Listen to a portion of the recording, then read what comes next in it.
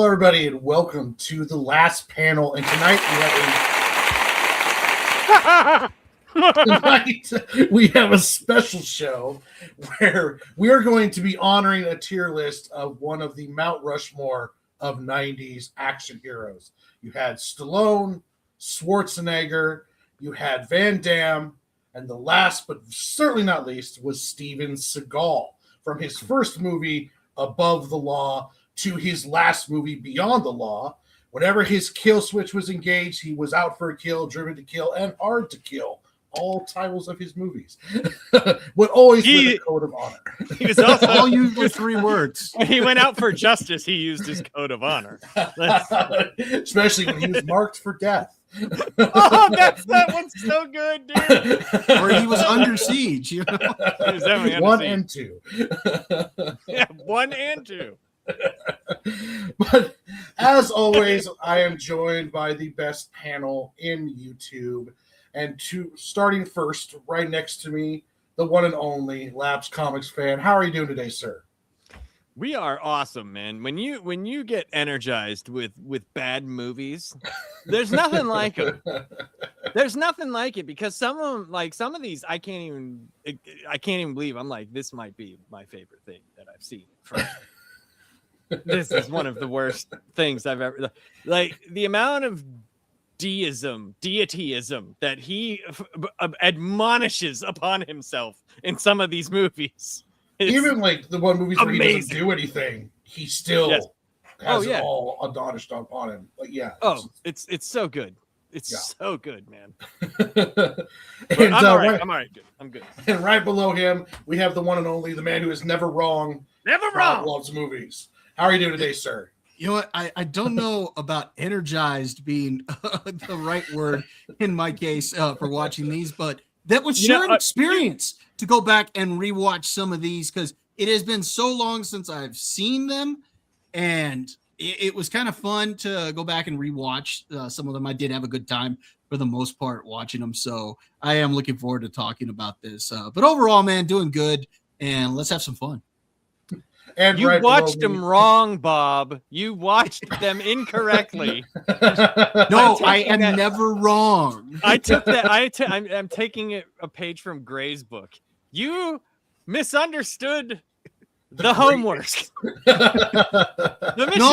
I didn't misunderstand, because, like I said, off camera here, is that when it comes to Seagal, they're all bad. But you have, have different rankings of it, to where when it comes to Seagal, an S tier is a whole nother level that's just awesome still. Yes, it is. But with Seagal, good. With Seagal, you have to treat it like the special class I had to take during the summer. You grade on a curve, so that way. And you mentioned the Mount Rushmore. I mean, a lot of these actors were kind of like that. Like Van Damme, I would argue that Bloodsport is a terrible movie, but it is so freaking awesome still. It doesn't matter that it's bad. It's freaking awesome. The thing that I think is the big deal that when it comes to this is the layers that you have of this guy, right? He's already, don't get me wrong, he is the first outsider gaijin to have a dojo in Japan, but it's Aikido. Like, anything if MMA has taught us, if it works, they'll use it. They ain't using it. And the level of badassitry that he expounds about himself is like, and like just the myth of this man. Like first he was Italian, then he was Indian, then he was Native American. Now I'm Russian, man.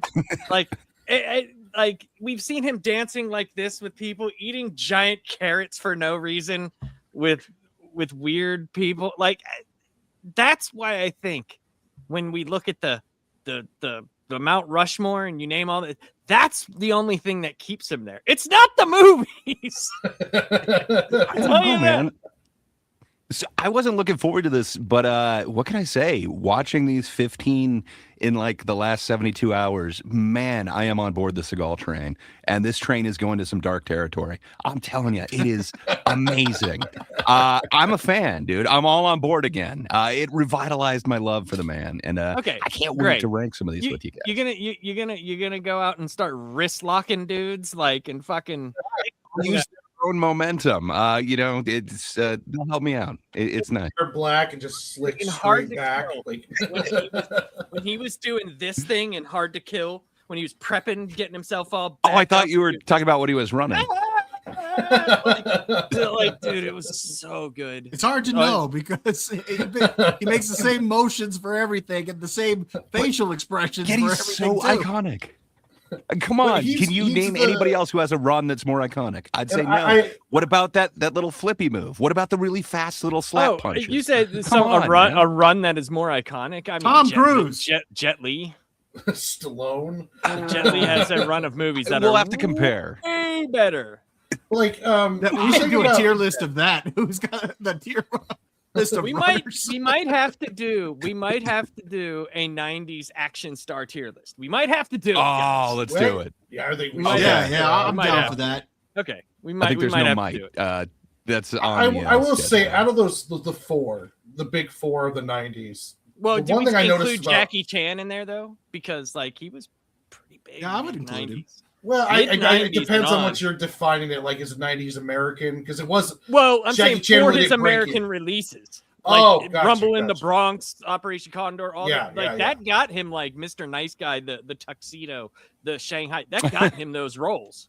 Yeah. You know, And it's which also were kind of what American movies. ruined Seagal and Van Damme's like image. If you look at it, once we discovered Chinese martial arts in America in a widespread audience, it's like it's hard to watch Under Siege when you watch Right. Rumble in the Bronx, But or at you least- watch Fist of Legend, or along those lines. But at least the thing with Van Damme though is you talk to any martial artist like Chuck Norris, anybody, they would tell you like anytime he sparred with anybody, he had actual fighting experience. Well, he Like- would fight anybody too. Yeah, Like, I've heard and that he multiple wasn't times. afraid. Like Chuck Norris even said, he was amazed at how unafraid he was and how Yeah. natural he was. So he knew, and he was like with Steven Seagal, he's like, you don't really know because all of his action scenes are so quick cutted, like that you don't, except for when he does like a wrist lock into a Okay. freaking break their wrist thing. But you Don't argue with understand. Chuck He's a Norris. triple threat. Don't argue. No, Gray. No. You makes don't his get own to argue films. with Chuck He Norris. also wants editing rights. Come on, man. Dude, So- listen, when you get your own TV show and you sing your own theme song, Gray, then you can argue with Walker He Texas has done that Norris. too. You Okay. don't argue okay. with Texas Norris. So We're as getting ahead of usual, we're going to go through first, and we'll start with you, Laps. When was your first experience with the greatness that is Steven Seagal? The first movie, I know I saw it on video. I didn't see any of his movies in theater, I don't believe. Okay. I don't think so. But I know I saw them on video afterwards. Yeah. Now so you mentioned, I don't know if I've ever seen him in movie theater either. No, I've never gotten the grace to see such a face on a screen that massive. Oh, come on. What do you mean? Oh, come on! I just didn't see it. Did you, You were see in him in the Under theater? Siege years. You were I know in I the was. I could have executive seen it. decision years. But But I I guess didn't- you didn't like Kurt Russell films, so fair enough. No, Well, but if you went I to the also bathroom, you also missed Steven Seagal's really part. loved heroin too. So at that point, my Better to do it in the movie theater. You would have been one of the guys Steven Seagal goes after when he was in multiple of his. Well, maybe not, because we saw a scene where an old lady was smoking some crack and he was just shooting people in the head, and she just stayed there. Because if you're not dead, he didn't want you dead. That's what's Right. important. So, like, maybe he was just going after the pushers, not the guy on it. He had a So- code of honor, so to speak. Bob, what was your first experience with Steven Seagal? Probably with Under Siege, I think was probably my first, because I was a little late to the party. I was late to the party on a lot of these guys because I'd end up watching their movies like on TV when they would edit them for television and stuff like that. That's where I saw them mostly. But I remember, Arnold, Stallone, Van Damme. Those were three I was familiar with beforehand. Probably wasn't until Under Siege that I became familiar really with who he was. And then I watched a lot of his films. Now, to be honest, that several of these I hadn't seen in years. And so it was cool rewatching them because it kind of reawakened some feelings I had when I did watch them originally for the first time, because as bad as some of them are, you can't help but enjoy them because they're still cool. It's like what I said about Bloodsport earlier. I think it's a bad movie, but it's freaking awesome. And that's the way some of these were. They were just awesome. And I felt that when I was a kid that they were awesome. I didn't really realize they were bad. I just thought they were cool. And then now looking through it through a different lens, it was like, oh God, yeah, these are really bad, but it's still cool. Oh. Great. Same question to you. When did the first time did you get to meet the Seagal himself? Ooh. I am not sure of the year, but I don't know. My parents were divorced, so like every other weekend I go over to my dad's house. We'd like rent DVDs or tapes or something, depending on what year it was. But yeah, his way of bonding with us was to like watch action movies. So we went through like all of the big 80s stars, and I thought we were done with all of it. It's like, oh, okay, so there's no more action movies. And then he told me about this one guy and he told me in earnesty that this guy does real martial arts though. And then he showed me Above the Law. It started with the initial one. I don't know when the first thing was, but it was kind of my introduction to real film martial arts. I was real young. I don't know exactly how young, but yeah, man, I started at the beginning. And what can I say? It's been a fun journey that I kept out of touch with him for quite some time, but I'm back on board. All I can say is choo choo. Let's go. Like that long lost girlfriend from college.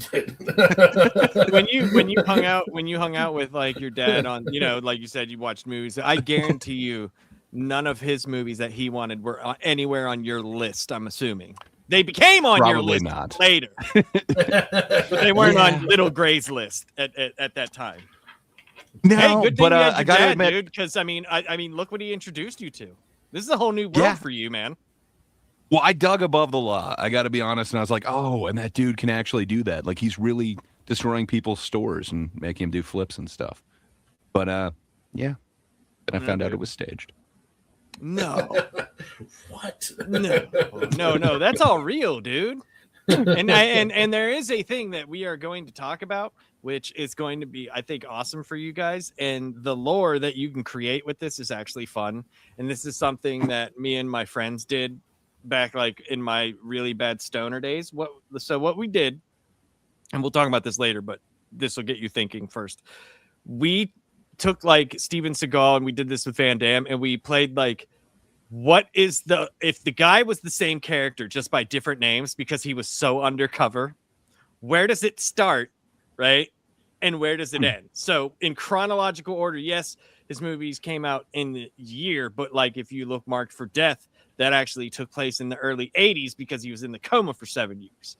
So like, is that the first like Steven Seagal movie? Like, is that in the lineage? And where does he ultimately come to where he is beyond the law? He's turned bad, everyone. Okay, I'm excited for this. I have some thoughts on that. But Warren, sir, I don't think you told us. How did you meet the man, the myth, the legend? He already knew when he was born. Yeah, that's no. We had a satellite, one of those big old satellite dishes when I was young, and one of the channels we had was HBO, and that's where I first got to see Out for Justice, and then it was just kind of getting to watch all of the other stuff, Above the Law, Marked for Death, or not Hard to Kill, and that's where I started first. Those movies, Above the Law, Hard to Kill, and Out for Justice, were the ones that I was first really introduced to. And then that's when Under Siege came around. It's like, oh, hey, it's Steven Seagal's new movie kind of deal. And then I kind of fell off. I want to say, I don't know which one was the last one. It was either Fire Down Below or the On Deadly. I think it was On Deadly Ground was when I kind of fell off and didn't really pay much more attention. And then until we came to this list, and I had to force myself to watch all these. And my dad came over to visit. He's just like, "Why are you watching this? This is terrible." I'm like, "I have to for a show, Dad." I forced myself. I came up with this topic, and I'm making myself do it. It looks so good on paper. Well, when you say it out loud, it sounds amazing. It does. And then you have to put it into practical motion, and then you have to apply that practical motion into sitting and watching this stuff. Yeah, then ranking it, stuff that like I don't like any of this, and I have to rank it. And it was your idea. I know. You know, I hate Derek. myself. Derek told me, he asked me. He's like, "Are they paying you to watch all these?" I'm like, no. Well, No, I mean, here's the karmically, best- yes, you're here's- getting karma off of watching Seagal. I mean, we're all doing him a good favor these days. You could be like, dude, you'd be like, that show's so stupid, dude. They don't even know if we actually watch any of the stuff we talk about. True. Except for Gray. I Gray. almost want to watch all of his straight to DVDs just to figure out when was the time period he started wearing a diaper quite a bit. Sniper. Sniper was the diaper. Okay. Yeah, because I actually, Code of Honor is not the movie I was actually thinking about. So remember I was telling you about the gun and like him having it's Sniper. Okay. And I got it mixed up, but I'm glad I got it mixed up because when I watched Code of Honor, I was like, this might be one of the best movies that's ever been made. It's a new favorite of mine. But Sniper, I wish we got to see it. I got to see a bunch of screenshots from it, and it is like literally the worst beard I have ever seen. It is so fake. Dude, it apparently like it was so bad filming with him, like he wouldn't even do scenes where he had to walk down a hall. And it's like clearly another dude because, like I said, like you could see the hat. It's a completely different fucking hat. And the dude looked at like the ponytail's like over here, and it's like paper thin. You know, and like, oh god, like it's just hilarious. Some of them, it's like you could tell that they picked a stunt actor to do certain stuff he couldn't do, like kicks and stuff. But that person weighs like 50 pounds less than he does, so it's the way just he like sees himself. all of a sudden, it's just like this thin guy does a spin kick, and then it comes back, and he's like, right, like I said, there's always in every Steven Seagal movie, there's always one person who is telling him, like, or not him, but describing him to someone else. Or something like he is the most amazing thing on the face of the earth. And we talked about this back, like behind stage, like the scene in Hard to Kill, when the nurse is like, it's 7 years later, and he's got this Jesus thing going on, right? And she's like, goes up to him, and she was like, "How would you like some pussy? Some little pussy?" And she puts a cat on him. And you're like, this is going somewhere. And she's like, "Oh, you have so much to live for." And she lifts up the thing, looks at his dick, and she's like, "Oh, please wake up. Please wake up." What the? That gets you fired. And there's like, you gotta understand. But there's stuff like that in every movie. He is a writer. He's an author. You don't understand. So he is a blues musician, sir. He's everything, man. He is an artiste. So he did Saturday Night Live in the early 90s, from what I understand. Was the worst guest ever. He was trying to, shape the sketches so much because he wanted to contribute. He just knew how his character should be received. And he did get a lifetime ban because of it. But it's because he has so much input in every script he does, man. You wouldn't get it.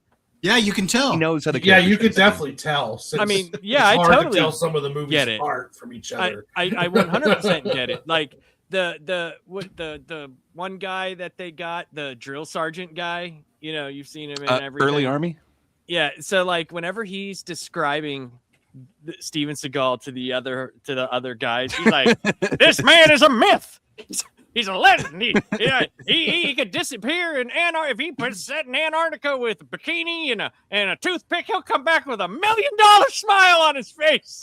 And like, "Fuck you, look at my dick." No, you don't understand. He's the kind of guy who would drink gasoline just to piss on your fire. I can't remember how he said that. Yeah. Yeah. I was shocked to find out just to piss on that, your. I was shocked to find out that he directed On Deadly Ground. Oh yeah, Yeah. that was his magnum opus. Yeah, I didn't realize. Oh that. yeah, It's he like, did wow. everything. He was Tommy Wiseau before Tommy Wiseau was Tommy Wiseau. I can see the influence. Yeah, they're both enigmas. Like, and there was some Tommy Wiseau acting. On which one? On Deadly Ground. That's the one with the hand slap fight, right? Yeah, with Yeah. Michael Dude, Caine's the whenever bad guy. that whole scene, right, is just. I don't even know what to say about it. Like, Dude, it's awesome though. You get Mike all Starr, he says, he's just like, "What does it take? Change to something of a man." And the guy's like, "I need time to change."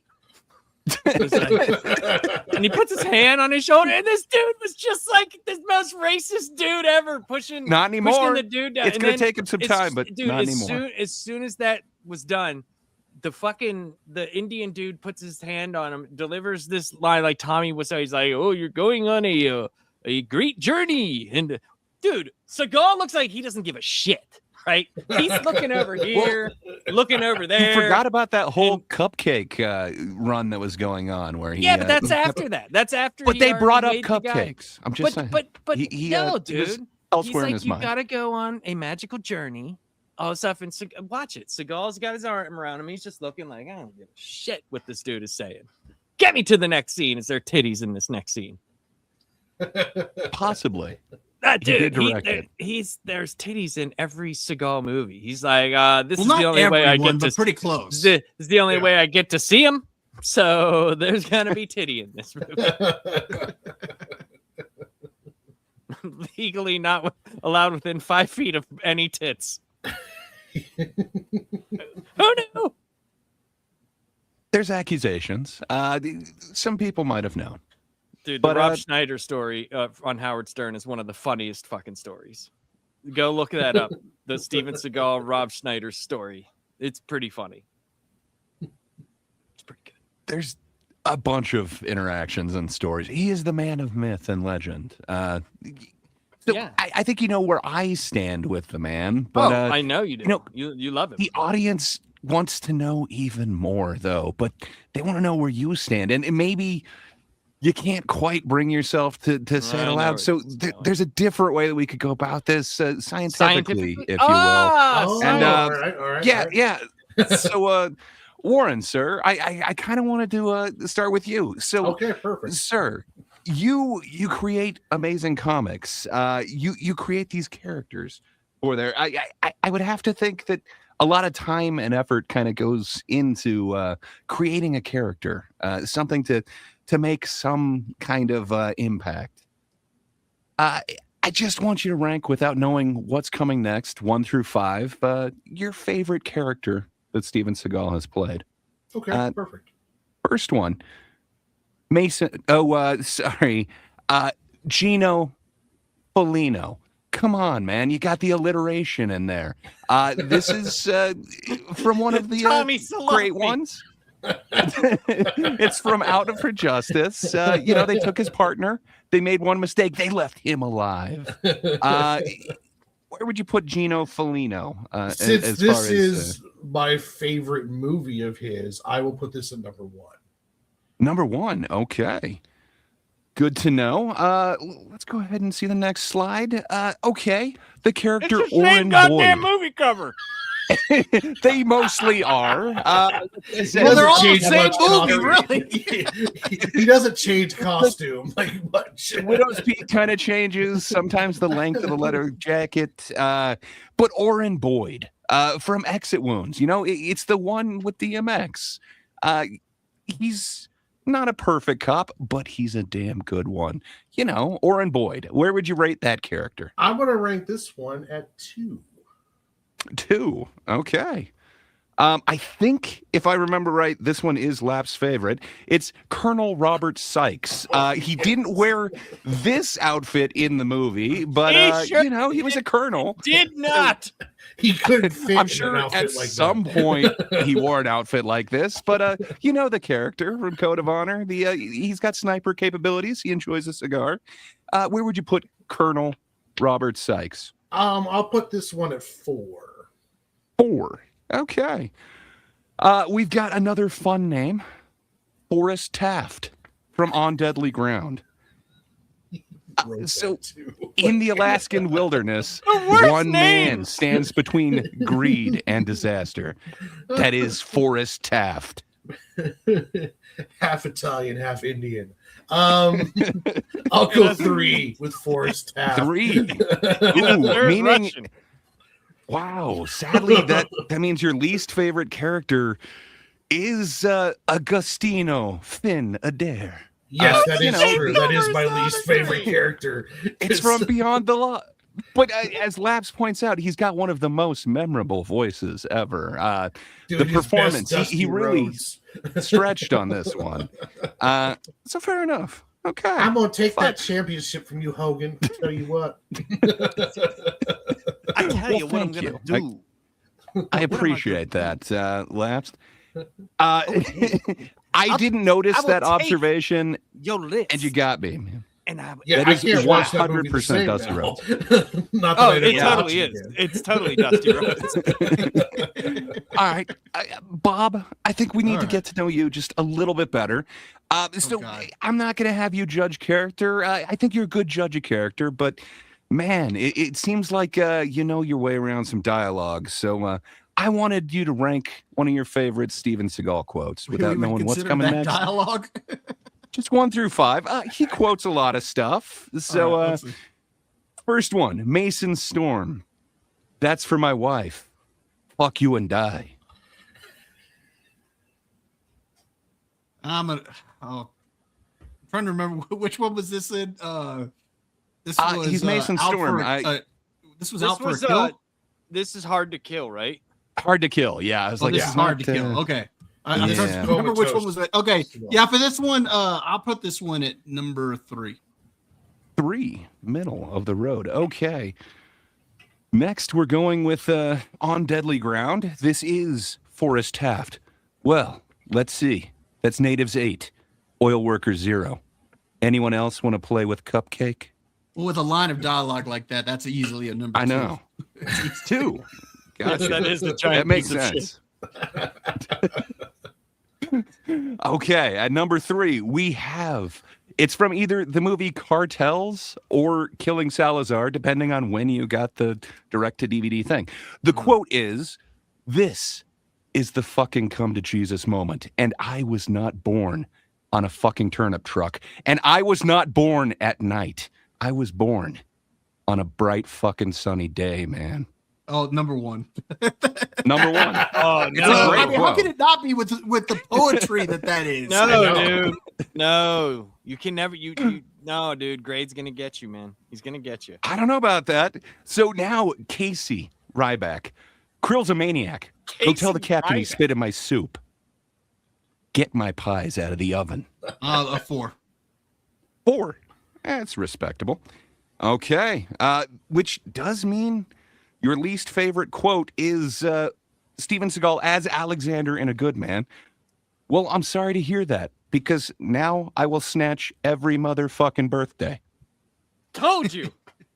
We didn't get a chance to watch this film, but it's just a non sequitur. The guy is just talking about something, and his response to it is, well, I'm going to snatch every motherfucking birthday.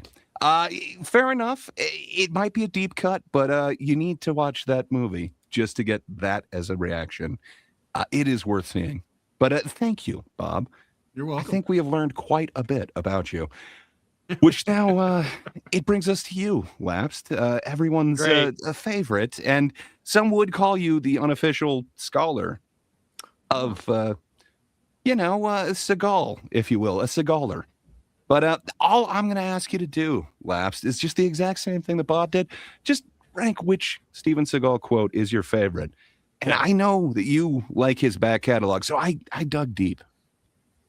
First one, it's from Fire Down Below. I think, Junior, if your daddy knew how stupid you were, he'd trade you in for a pet monkey. That's a 3. That's a 3. That's 3. Good. Okay. Because I could see him saying it. He's looking very confused. He's also looking like he just needs to shit real bad. That's his move. It's a small diaper when he says it. Yeah. So all right. Fair enough. Gino Felino, everyone's favorite. Tell your brother I'm going to cut off his head and piss down his throat. Oh, that's not as there's better. So I will say 5. 5. Wow, Gino Felino, not Gino even Felino, making it. Joey Pot of Coffee, fucking Tommy Salami, all those guys, they suck. Okay. Well, now we're getting a little bit more contemporary. This is within, I think, the last 25 years.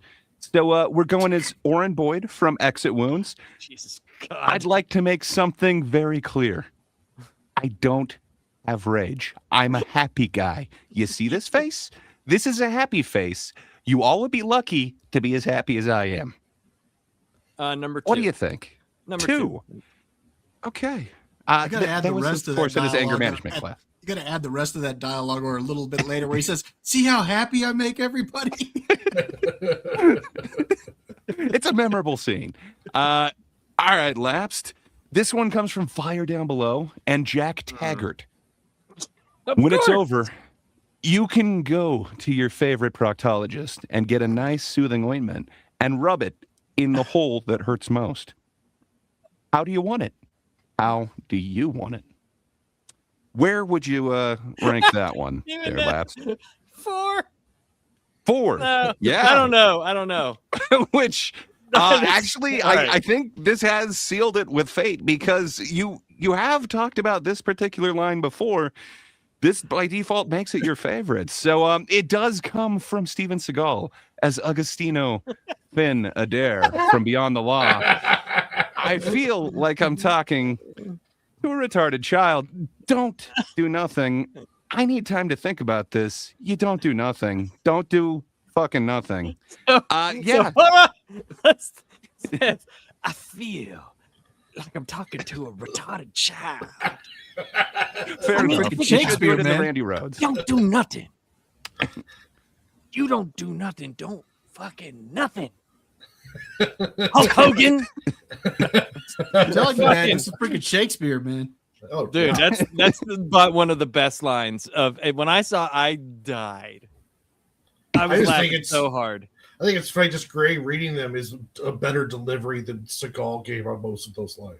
Dude, he didn't even know what he was doing half of the time. I'm trying to enunciate. He has a certain way of like whisper mumbling that just it works perfectly. Dude, But in this one, it was a little goatee different. Mustache thing he's got going, it looks like a giant onion ring. You know, like someone just deep fried the front of his face.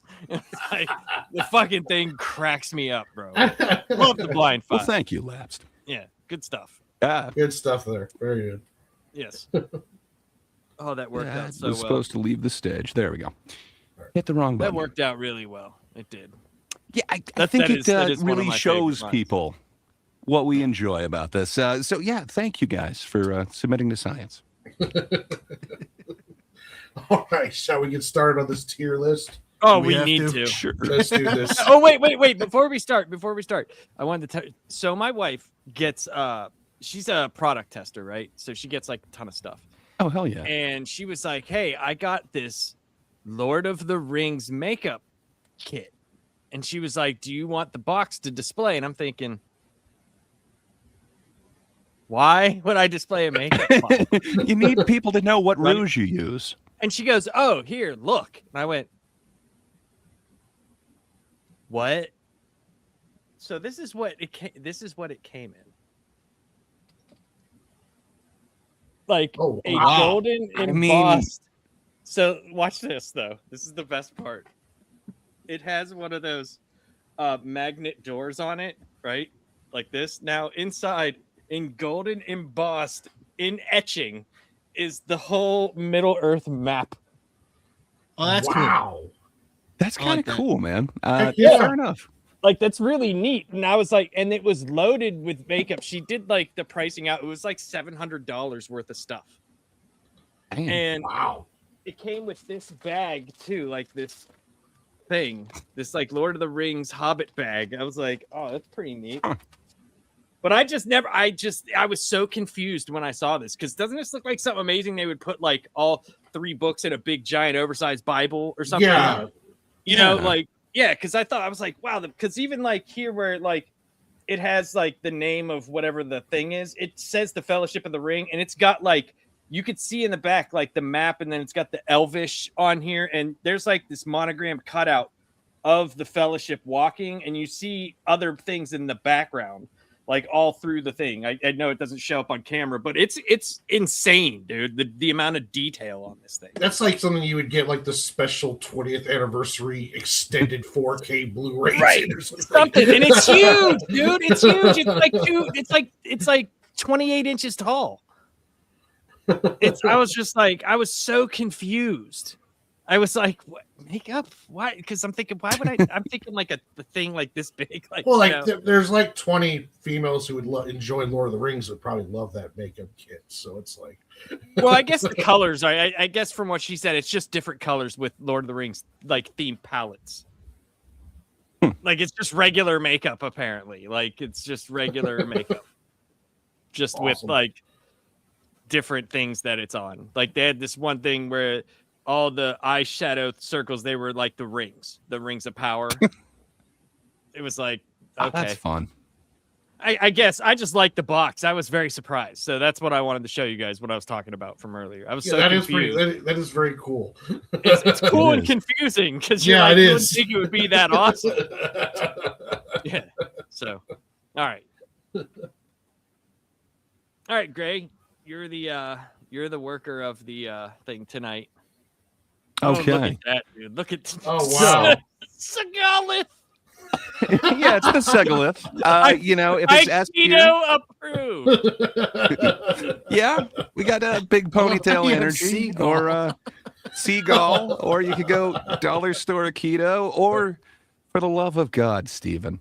I think you get what we're going here for. But if you get a better pun, please. Amazing. Those were no, that's amazing. Quick ones. That's bravo. No, that's awesome, man. Bravo. So the way that before Warren takes us over, so the way that we do our tier list for anybody who's watching who hasn't seen, and also subscribe to the channel, make comments, guys. We'll talk to you. It's a lot of fun. The way we do the stuff is that we all vote on the tier, and then we take an average of the votes, and that's where we place it. So like if one of us gives it like a for the love of God, Steven, and someone else gives it like Seagal, we take off how many spaces and then we average it out. So it would be like dollar store Aikido. That's where it would rank. Or you get the picture. So, and sometimes we have to make a quick decision. We'll either ask you guys if you're commenting or, whatever. But yeah, this should be fun. And we picked 15 movies. So, does someone have the list? Warren, do you have the list? Yeah, I've got the list here in front of me. You want to read off the movies that we picked? All right, we picked Above the Law, Machete, Hard to Kill, Glimmerman, Marked for Death, Exit Wounds, Out for Justice, The Patriot, Under Siege 1, Under Siege 2, Out for a Kill, On Deadly Ground, Beyond the Law, Code of Honor, and Fire Down Below. So we wanted to get a mixture of like his popular stuff and like the straight to DVD shit that we have probably not watched, so that's kind of what we did. So, all right, go ahead, Warren. Sorry. I just wanted to get that out. Yeah. We'll start off, I guess, with his first, I don't know if this is his first movie, but this is his first starring role where we get to see him do action. And that is Above the Law. So, Laps, where do you have Above the Law on the tier list? I think okay. So this is like, it is the first big one, I believe, right? It's his first big movie. Yes, and also the first one. First movie. But period. yeah. Okay, right. So Co-wrote, he's definitely giving off editing. big ponytail energy on this, but I think for me, the way that I rank them is different than the more competent the movie, the less I like it. And this still has some ridiculous choices, but you could tell it's Hollywooded up. So I'll give it Seagal. That's where I would put it. All right. And Bob, where do you put Above the Law? Oh no, this is big ponytail energy, man. Without a doubt. This is big ponytail energy. I mean, it's his first one. It It's got some good action and it's fun. Yeah, without a doubt. All right. Well, I look at this one a little bit more favorably. I would go Aikido approved, so I'm not sure with a So, B, a C, and an A. Does that we'd leave be us at on B. B? Yeah, He's it's a son of a Okay. beat. But I'm going above the law, man. I would go Aikido approved because not only do you intro it with a bio that is somewhat similar to his actual bio, or at least what he wants people to think is his bio. When he's talking to the women, so first off, you get Sharon Stone, you get Pam Grier. Who could ask for more? It's I know. okay. You'd call this the Jackie Now- Brown of Seagal. Oh. Some would say that it is thought of on the set. It is cinema, but yeah, when he's talking Some to would the say lovely that. ladies, he has kind of this whisper tone. It's not fully developed. He doesn't have his voice quite yet, but you can see what he's going to become. But when he's talking to the bad guys, when he's holding shop, for some reason he does this macho man Randy Savage, but only about 60%. He's like, "Oh, I'm going to tell you." It's really strange, but it's kind of amazing. And then it's got the OG running in a tank top scene. Come on, it's right after a knife fight. One of the guys runs away, and then you get to see it. The thing that you can't forget. Steven Seagal in that black tank top, Burns just into your flailing brain. his arms. It's amazing, man. And then he wrecks a guy's entire store. Not just like, okay, so this display and this rack, but literally every shelf in the shop. And then he throws a guy out the window. There is nothing safe. The store is ruined. And then he just runs away after that. It is amazing. And that leads to so many more shops getting destroyed in the future. There's just so many mullets. The mullets alone are approved by Aikido. I mean, come on, man. And this might be the only one where you get the OG hairline. It was receding, it was thinning, but it was there, man. And then it had the best thing from the 80s, contemplative saxophone. Come on, there's shots of him just looking off while saxophone is playing. It's amazing. The acting chops, they were there from the beginning. I got to go Aikido approved. Warren, sir, where do you put it? I was gonna put it at Big Tony Ponytail Energy, but then he's like, this is his youngest. This is like his thinnest and the worst. Like he looks terrible in this. Like he almost looks emaciated. I don't think he has any muscle tone. And the running scene, so I put it as Seagal, a C, above the law on that one. So we had two C's, a B, and an A. So we're at B. Yeah, we're at B We're at pretty B. much. Yeah. Which is where I told you All it right. belonged. Well, never you wrong. were right about it this time. Never wrong.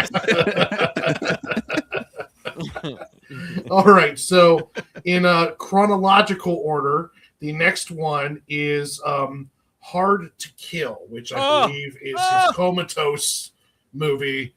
That is a by the numbers 90s action movie, down to the third act lovemaking scene after the training montage. So, Laps, where do you put Hard to Kill?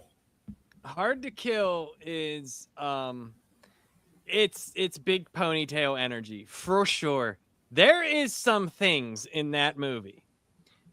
There are some things, that are just that's the scene where the nurse looks at his dick and it's just like overcome with swathing Steven Seagal pheromones to the point where she's like, I'm definitely fucking him real soon.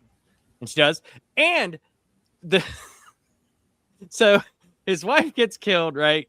And the son jumps out a window and lives, right? And he's the guy who took care of his son. It was his old partner or whatever. Yeah. And like actually like gave a shit about him because all the police are like after him, all this like ridiculous, stupid stuff, right? Because he knows about like the senator, right? It's the senator thing. Is that it? Like, yeah. Okay. So, but the son is alive and the partner kept it that way. And there is a fucking hilarious scene with the kid, right? So he's like the guy who took care of him is getting him out of school and putting him on a train. They're supposed to meet up and him leave with his dad because he remembers his dad. It's just been 7 years since he's seen him.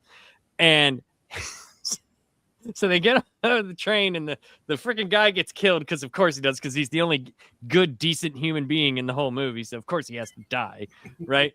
And Steven Seagal's been banging the nurse girl, right? So fucking he sees his kid running. The guys are chasing the bad guys because he's got the evidence on him. The little kid does. And Steven Seagal's running and jumping over cars and flapping his fucking wings. And the kid, the girlfriend nurse runs into the kid. And she's like, hey, you're going to be safe with me or something like that. And he just looks at her and goes, who are you? And the way he delivers the line, it's messy, like this tension-filled thing. And he just blows it, right? And then she's like, well, that's a long story. Do you got some time? As if bullets were not just raining upon them 2 seconds earlier. And Uncle Popeye, man, is dead.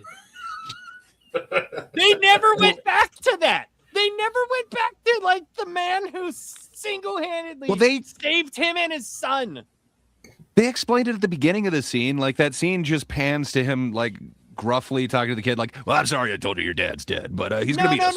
No. They didn't go back to the guy being dead. No. That's how that scene started out before the guys confronted him and the kid at the train station. I'm talking about anyway, the guy dying. The guy died. Oh, yeah. They never went back to it. Well, he served his point. No, that was the only guy who believed in him. He mourned people that he knew for 2 minutes. You're looking at a Steven Seagal film all wrong. You're not supposed to look at it like reality. It's more like a dreamlike state. We're doing this now. Dude. Don't worry about that gunfight that happened over there. The bodies don't matter. We've moved on. We're now exiting the building. You have to look at it real, because if you look at it real, right, the decisions that are made are ever so amazing, because nobody would ever do these things. That's the essence of understanding Sensei Seagal's wishes that come upon us if you really mind meld into the... We're talking about the goddamn movie where the fucking nurse is checking out dicks of comatose patients. Well, that's what they did in the 80s. It isn't that deep. Do you want some Bob, pussy? Sir? What's your thoughts on Hard to This Kill? is Aikido approved, man. This is a cool movie. It's so ridiculous. One of my favorite scenes is where he's in the hospital and he's trying to get away, and he's on the stretcher and goes into the elevator, goes all the way up to the top, and then gets himself all the way back down to the ground and whatnot. I just think that's great. The way he outsmarted that villain who was trying to kill him. I mean, it's brilliant. And then, again, this gets Aikido approved because the nurse is played by the chick who was in Weird Science. So for that reason, that is automatically Aikido approved. And then we got to see him doing his Aikido, to get back into shape and get ready to fight. And so, for that reason, this is Aikido approved. This is a fun movie. It's stupid as hell, but it's fun. Cray, where do you put Hard to Kill? I don't want to always agree with Bob, but it seems like Bob is almost never wrong. I got to go Aikido approved for all the reasons that he mentioned. But then there's a few more. So he did mention it's got Kelly LeBrock, excuse me. Love me some Kelly LeBrock. But on top of that, it's got the first appearance of the iconic ponytail. He had a mullet in the first film. This is where you go full Seagal. The Seagal has taken flight, if you will.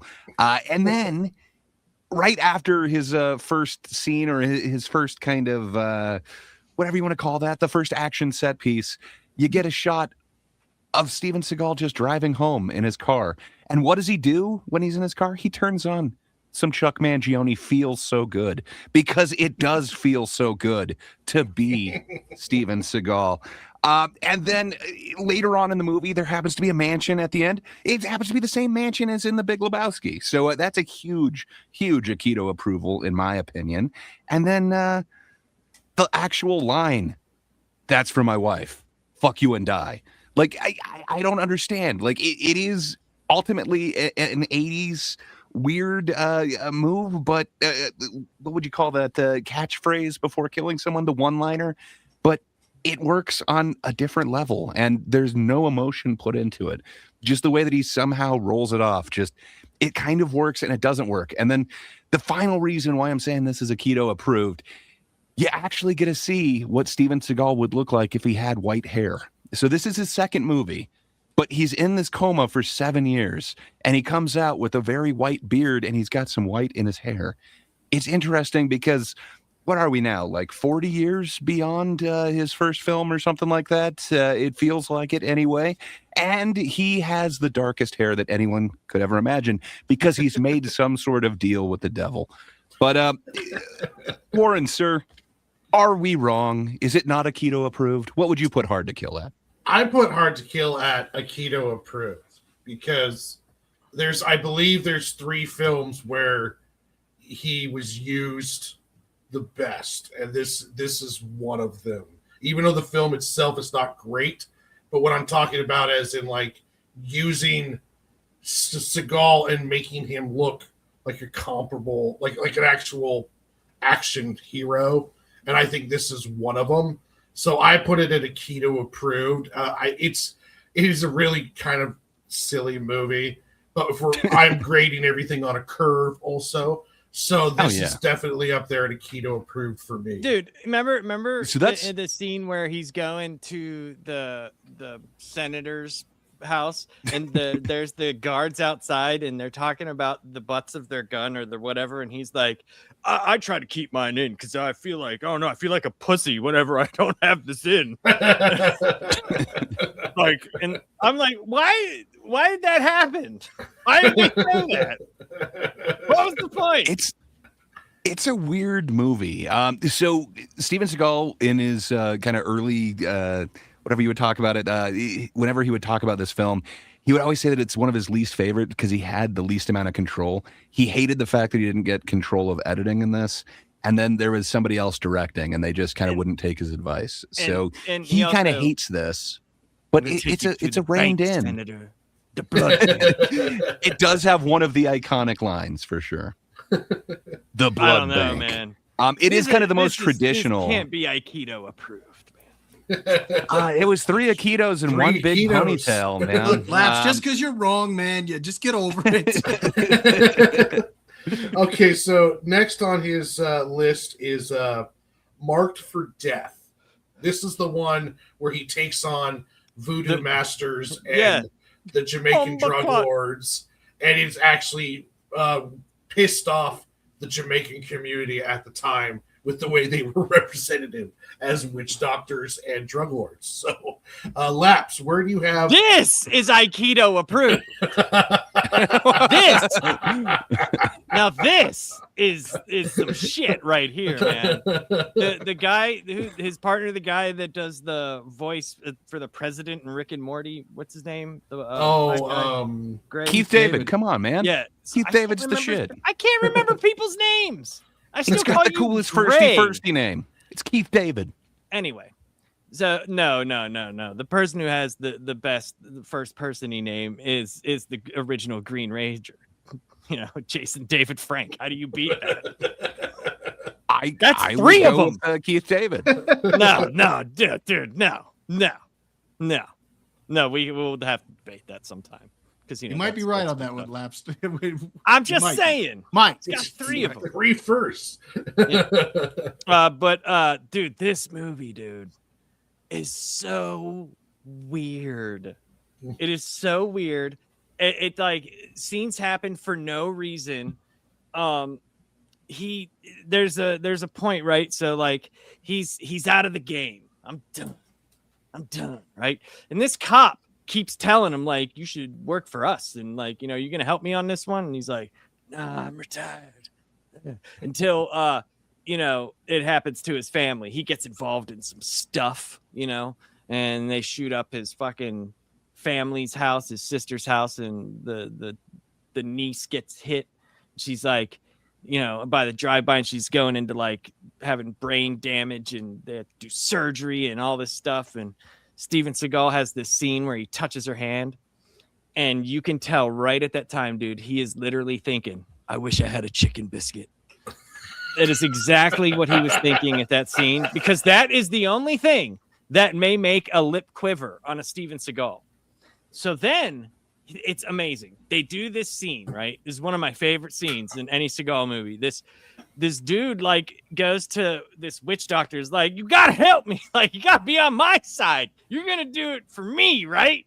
And he puts down these 3 stacks of money. She goes home, dude, and has this whole ritual set up, right? And she's doing all this chanting, and there's teeth and fucking chicken blood, and she fucking curses the guy Screwface, the main bad guy. And when it happens, he wakes up out of his like this thing, and he's like, oh. Literally 2 scenes later, they have that woman. How? Like what? How do they know it was her? She's the only other person practicing you don't the curse voodoo. Screwface and have him not know who it is. That's like... true. They did say he has two heads and 4 eyes, and we found out why. We found out why. You know, that's I don't want to ruin the amazing storytelling that is marked for death. But so like, dude, spoiler alert, be careful now. Yeah, he gets marked for death. I was just letting you know. Yeah. Oh. Dude, it's a serious issue. It gets people killed. Bob, where do you have this Aikido masterpiece? All right, Laps, you're wrong again. This is a Seagalist, easily. Look, you got Steven Seagal, who's a retired DEA agent, who goes back to his hometown and finds out it's being overrun by drugs. Drugs from a Jamaican drug gang. Not just any Jamaican drug gang, but a voodoo Jamaican drug gang that is run by a man named Screwface. I mean, how could you not put this at Seagalist when the villain's name is Screwface? I mean, that right there is peak Seagal right there. Then but he was this good, movie, though. Hold on. This movie is loaded with tits and ass. It's perfect as far as that goes. The action in this movie is actually pretty cool. There's some good fight sequences. This is the one where they fight in that jewelry store or whatever, isn't it? So that fight was pretty cool. Again, you got Keith David, like you said, a man with 2 first names. You're helping him fight a man named Screwface. This is wonderful here. I got him.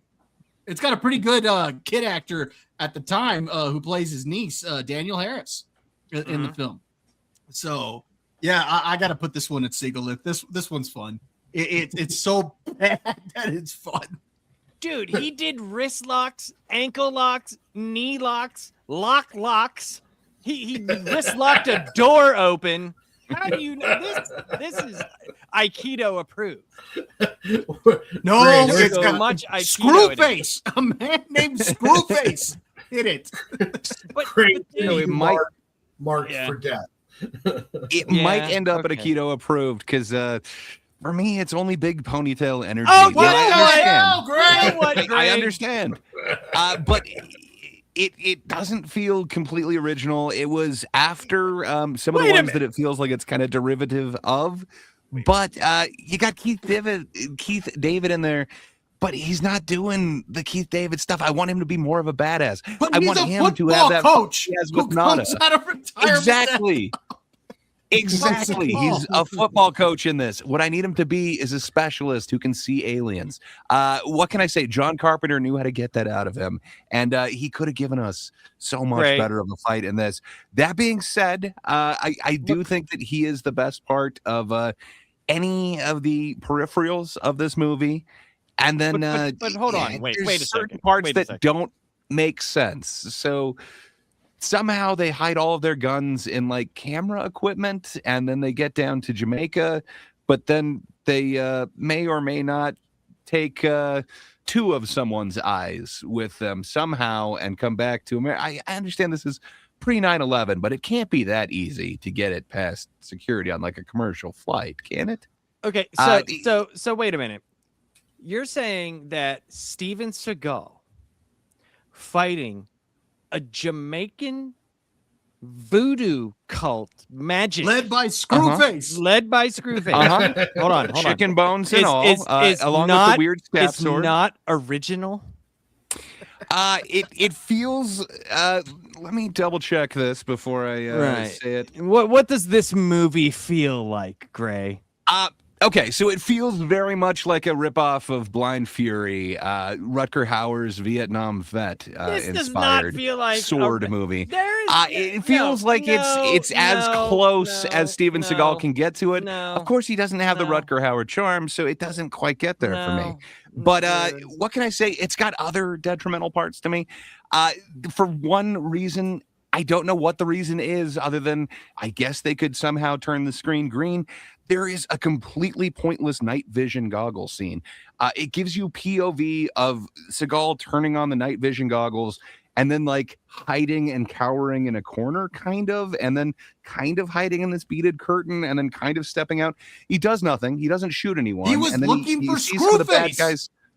I get No, you. wait a minute, He didn't wait a do minute, wait a minute, anything, wait and a then minute. everyone leaves the room. He goes to the next room, takes off the goggles, and Screwface is there. So whenever I'm just saying, like, it's pointless. whenever I say something like, "Why did they do this?" You tell me that I don't understand. Well, maybe You don't. This is not you surreal. They do tried not to go understand realistic, this. and it did No, not work. No, how is that realistic? Putting on night vision It's goggles not, in a place and that's the problem. that's lit. So then course you it's get not to realistic. the way that he's finishing off one of the screw faces. You go double thumbs, which I think is done better in a more monolithic or Seagalithic fashion later on in the. That's not how he his killed him, movie though. Size. And then you get the Bane signature, and then somehow a go-to with a lot of his villain deaths is impalement. And I think all of those have kind of been done better. So I it just think ends you're up big ponytail selling energy. you're selling it. I bro. You're understand selling short. you're not enjoying this. So we have one Seagalith, one Aikido, and one big ponytail. I think that goes Aikido approved. Yeah. Is how that would even Well, out. But Warren, sir, you yes, are Warren, the come ultimate on. decider. I have put this at Aikido approved because I God, only all think three of he y'all are has wrong. Jesus. one Seagalith movie, and this is I'll not drop it. it off after this. It's Marked for Death for me is part of his trilogy of films that I think they handle him the best, and I put it at Aikido approved because for me personally, there is only one Seagalith, so I will put it there. So the next, And really, why is his name Screw? Because it's cool. That's You why. understand? There's no other reason. He's the head of a Jamaican voodoo gang. You Dude. don't need anything else. It's cool. Dude, plus he also has a scene where he says the white man energy, it keeps coming back and it never leaves. I had to put on subtitles for it. I had to. 'Cause I didn't understand a single thing those guys were saying. They said bomba clot like 9 million times. They're like, That's oh, why Jamaicans, Jamaicans say that. So we're gonna say that 9 million times. if all else fails, just say Bumbleclot. You'll be good. Yeah, you'll be fine. Okay, Fine. so number 4 on the list is the film Out for Justice, where he plays, I believe, Gino, and he's out after it has the famous pool hall scene where he takes on the random Asian fighter after he beats the shit out of all these Italian guys. So Yep. Laps, Name Sticks. yes, Laps, where do you put Out for Justice? So this is another for me, Seagal, right? Because like it's still like kind of competent. I know it's still ridiculous, right? It's ridiculously stupid, but it's still a competently made movie, I guess you could say. Like there's scenes in it that I could go, okay, that happened in a movie.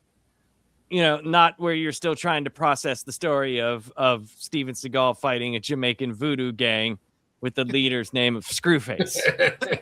Yeah, you don't have that in this. Like that takes up like, 80% of the runtime. And then when you look up Steven Seagal's ponytail has won the day. He's got 11 wrist locks on like, 10 people and a And statue. a puppy.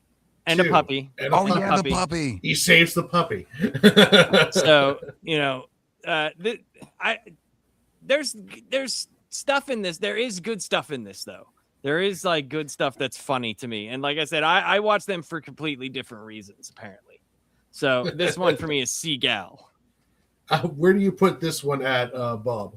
I think this is like keto approved. Part of the reason I got to put this one down below Seagal is because the villain's name is Richie Madonna. I mean, how could you go from Screwface to Richie Madonna? Right there, this is going to drop simply for that reason alone. But it is a cool movie.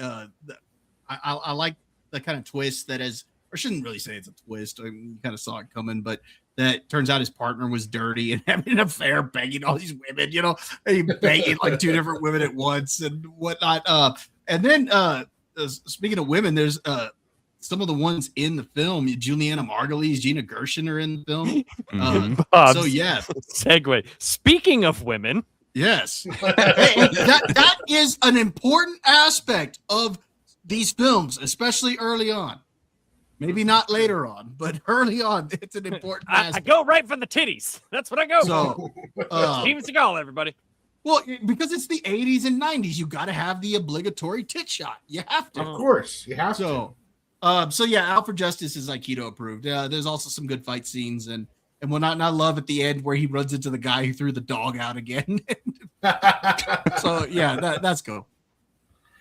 Gray, where do you put Out for Justice? Yeah, on this one, I'm in the lapsed camp. For me, it's Seagal.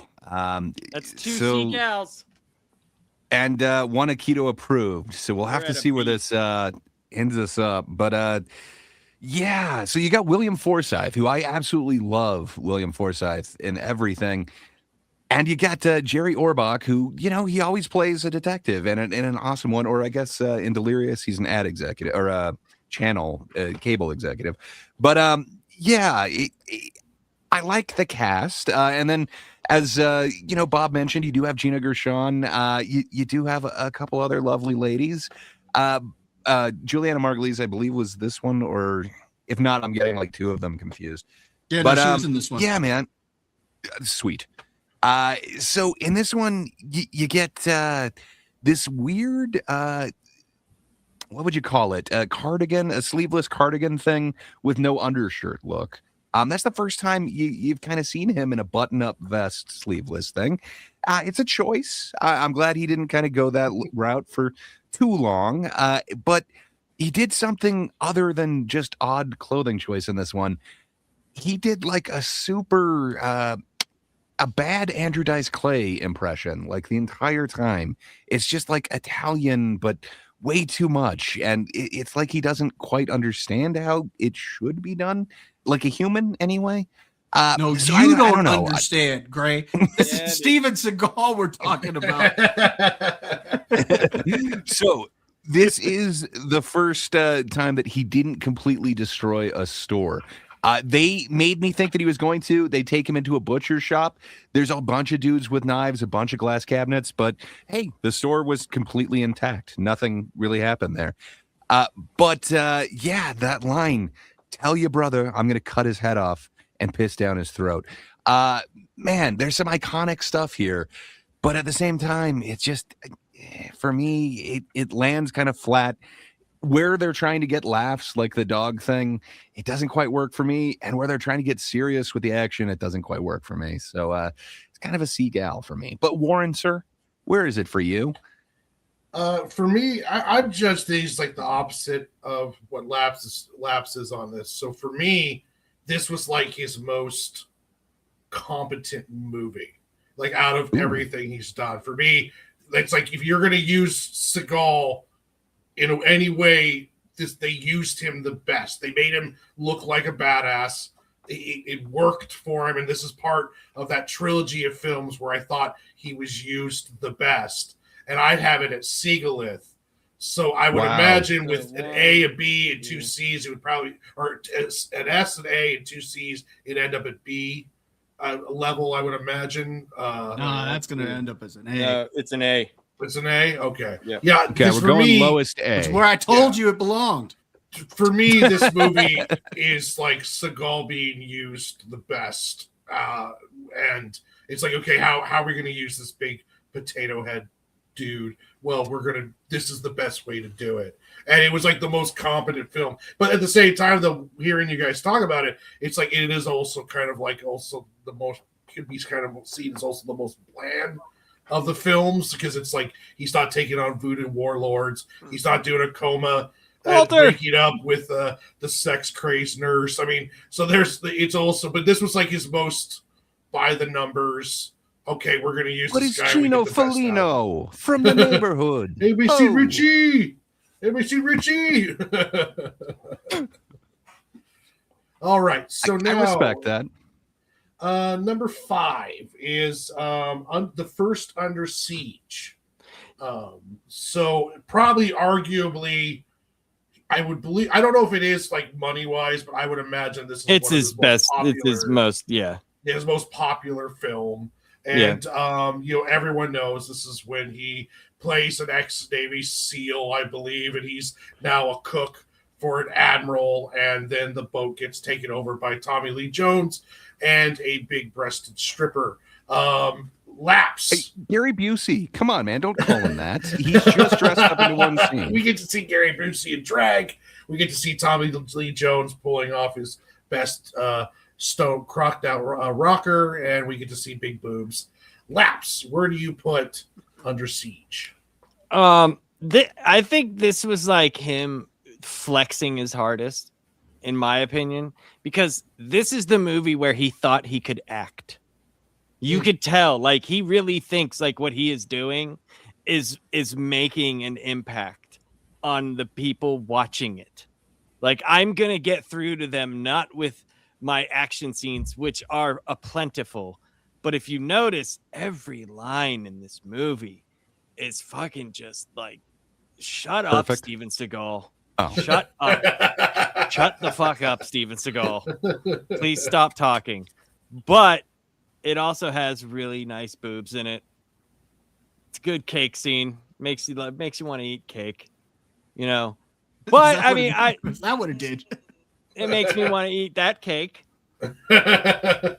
I'll give it big ponytail energy. Big ponytail energy for me. Bob, you were talking it up. I thought maybe you're going. Yeah, this is Seagal. No. No. Hell yeah, this is Seagal. Yes, this is. Okay, first off, he may not have as memorable of a name as Screwface, but Tommy Lee Jones is great as the villain in this film. You got Gary Busey also as a villain in this film. Two iconic actors playing villains. Bob knows his name is William Stranix. He knows that. Bob you jerk!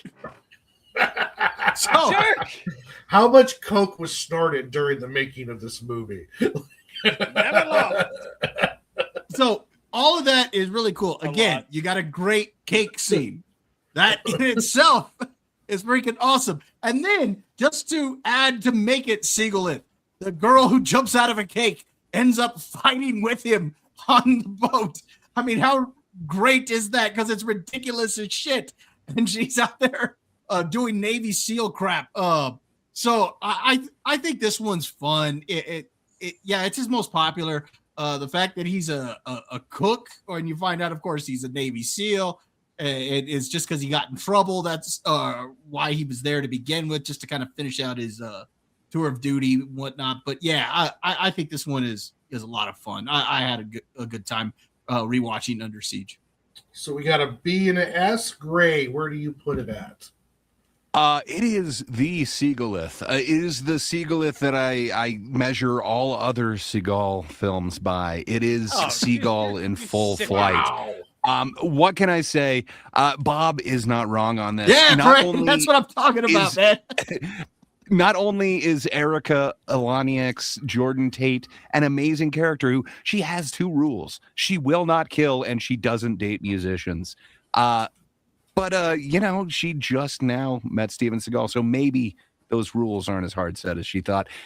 It's got an amazing supporting cast. So you guys mentioned William Stranix, which everyone knows that Tommy Lee Jones's character was you named William mentioned Stranix.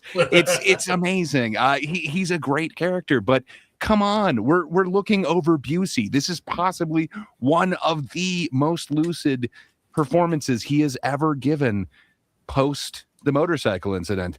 I gotta say, his Commander Krill here, he just seems like that asshole who would spit in your soup just to spite you.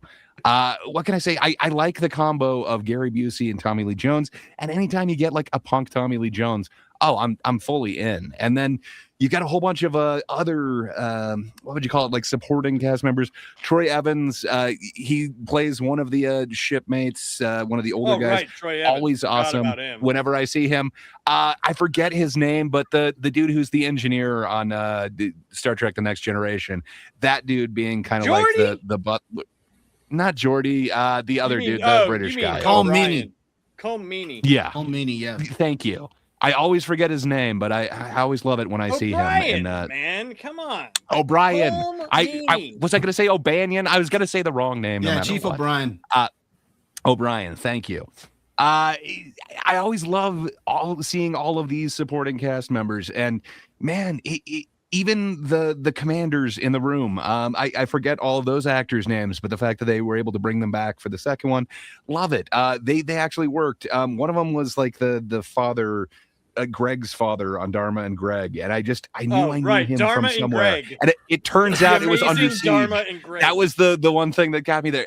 So anyway, Under Siege is just kind of amazing. It's exactly what I want out of a Seagal character. I want him to have a mysterious past, obviously something military, but now, yeah, he's just doing the food thing. That makes sense to me when I think about Steven Seagal. I think he does now focus on food. Maybe he had a different, more, I don't know, what would you call it? Rigid, stern background, but now food is the focus. So for me, this just kind of works with Under Siege. And then, it's exactly what we were promised. Die Hard on a boat. It worked. They've tried it on other vehicles. The boat worked. Not so much when it's a cruise ship, but yes, for the USS Missouri. So, for me, it's a Seagal. But it all comes down to Warren. Warren, how much crack are they smoking? And it's not this one. So much crack. This is so much crack. Big ponytail energy at best. Hell no, man. It's big ponytail energy at best. So I mean, keto approved. Yeah, it'll end up a keto approved, but it ages like cheese left on the shelf. With the sun. All of them age like cheese. No, there's new appreciation for levels of acting unseen by the modern eye. Oh, God, man. I will state though that the girl who jumped out of the cake has recently started an OnlyFans. So if anybody wants to see what she looks like now without anything Jordan on Tate. Hey, do me a favor, Warren, when you get a chance, send me that link, for research purposes. Of course. It'll be in the private chat. Check out the description below. All right, so number 6 is Steven Seagal's directorial debut, and that is On Deadly Ground. This is the one where he plays an Italian-Russian Native American EPA agent who knows wrist locks and stopping the evil oil people. Essentially, he's murdering oil workers because Michael Caine's the evil CEO. But it's okay, though, because he's doing it for Native Americans, even though these are just blue-collar guys who are working an oil rig. But you know what? You get in his way, you're going to get blown up. So, Laps, where do you have On Deadly Ground? Okay, so this is where it starts getting up there for me, because this is so ridiculous. Steven Seagal. You don't think you could put out an oil fire with an explosive? Come on. I see where this is going. You're going to take all the really awful ones and put them all in Seagalith. No, there's only one Seagalith for me. There's only one. But this is up there. This is Aikido approved for me, because not only is you have to take it from he's writing this, he's directing this, he is Tommy Wiseauing this, right? So this is what he culminated. This is the culmination. And you have Michael Caine doing what he said was a Texan accent. And voila, and go watch some of those scenes. They're phenomenal. They're amazing. How awful he is in that movie, but he is so good. He's so good. It's like you can't take your eyes away from it. He was like, sure, I'll come to the States and smoke some cocaine and fucking bang some whores. What, we're making a movie? Oh, okay. I thought this is just what hanging out with Steven Seagal was like. That's what this movie is. It's like Steven Seagal had a camera. It was like, film me talking to people and interacting with them while I spread my message of love. And the first thing, whenever he talks about when he gets saved by the Indians or the Eskimos, and then when the lady's like, no, we should take it to the authorities. I know people in the news business. He's like, what do you think that hokum pokum spirit shit's gonna have like come down and like take our problems away? Like, he just totally shits on everything and then stops and goes, believe me, I love the spirit world too, and I loved your dad. But that shit ain't gonna work. It's fucking amazing. This is like where he gets into those, like, the speech at the end, dude. Like that fucking speech about like the planet and stuff. And it's just like, dude, you're not that guy, bro. You're just not the dude to be giving us a very special episode. You didn't get it, man. So I totally got it. What are you talking about? I got it. I love every second of it. Oh yes. How is it not Aikido approved? This is 100% amazing. This movie was incredible. It was so bad. It was so bad. It was amazing. So, but all right, Bob. All right, Bob. What do you got for On Deadly Ground? All right, this is one that I did not get to rewatch, so I'm going off of memory on this. But the fact that he directed it and it's got a really good cast, and it is one of those films that's so bad it's good, I'm going to give it big ponytail energy. But I have to point out that's because I did not do a rewatch of it. I might think differently if I had actually done a rewatch of it. So I'm just going off of memory with this one. But I'm going to give it big ponytail energy because I do remember it being one of those that it was just like, okay, yeah. But you kind of couldn't help but enjoy it just because it's one of those that's just so bad. Dude, he wrist locks a shotgun. Well, like I said, I'm going off of memory here. If I had gotten a chance to rewatch this, I probably would have gotten it a little higher. So good. Gray, where do you put On Deadly Ground? Yeah, so it's not a great movie, but then it's got certain elements that really elevate it. And man, I gotta say, naming the character Forrest Taft, that is just amazing. Like, yes, that is what I want out of a Steven Seagal character. I need him to be Forrest Taft. I need him to do the job that nobody else can do. Everybody else is going to run that way when a fire happens. He's going to swing in on a rope and make some explosive somehow extinguish the flames. That is what I want out of a Steven Seagal character. So that just kind of elevates this to me. And then you've got Mike O'Kane as the main baddie in this one, as Michael Jennings for some reason. Come on, just call him Mike O'Kane. But he is amazing. And then you've got henchmen from him that they just each have their own flavor in kind of the perfect henchman way. You've got John C. McGinley, absolutely great as Magruder. Not MacGruber, but Magruder. And then you've got Stone, which is Arlie Ermey. Absolutely perfect. You've got a young, kind of bulky Billy Bob Thornton as Homer Carlton. And then it kind of goes from there. And then you've even got the guy in the bar that we previously talked about, the whole fast hands, life-changing, no longer racist. Mike Starr, the dude who you remember from like Dumb and Dumber, everything from like the 90s. There's just so many amazing. Irvin Kershner is in here. There's so many amazing little performances that just kind of elevate this. When a true master and someone who can really appreciate what Steven Seagal is doing, this is the kind of thing that you can get out of Steven Seagal. So for me, it goes beyond big ponytail energy and goes to Aikido approved. But that's just me. Warren, where does it go for you, sir? I had this at Dollar Store Aikido until then I found out he directed it. So then I moved it up to Seagal. For me, it was like I rewatched it. I was not a huge fan of it. I mean, it was bad, it's good kind of thing, but at the same time, I put it at Seagal. Like, I was impressed. Like, oh wow, he directed this. That's kind of cool. But then it's just so pretentious. It's like it's just terrible. That's But he the cures greatness of it. racism and oil fire. It's Nothing Steven stands Seagal racism. preaching to you. Think of who it's coming from. He That's where I left it at, was a racism Seagal. with a Okay. game of slap hands. So we've got 2 A's, a B, and a C. Where does that end up? I would B. say, yeah, B. The B? Probably. Yeah, I guess. Okay. Let's go What do you higher think? B.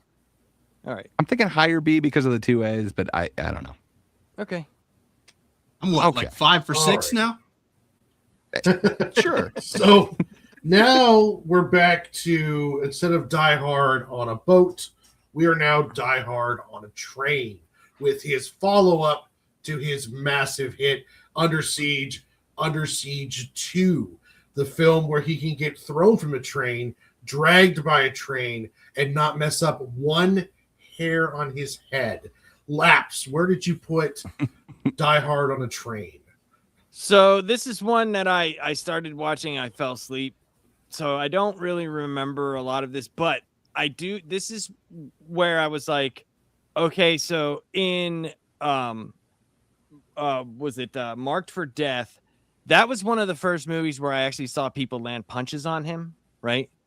Where it was like, oh, okay, he's actually, because he usually, like, in his fight scenes, he never gets touched, right? Like, Yeah. This was where I started, like, this Under Siege and the one right before Out for Justice, or whatever, however that went. That's when I started noticing, like, oh, like, nobody's allowed to, like, hit him or touch him. You know, like, he'll be in fight scenes with like 3 and 4 dudes, and he will literally wrist lock and zip up people's zippers and like fucking tie their shoes and do all this stuff without getting touched. And it made me like him less, because he was still, in my opinion, like, the way that they filmed, he could still kind of move. You know, this is before he became the guy who ate Steven Seagal.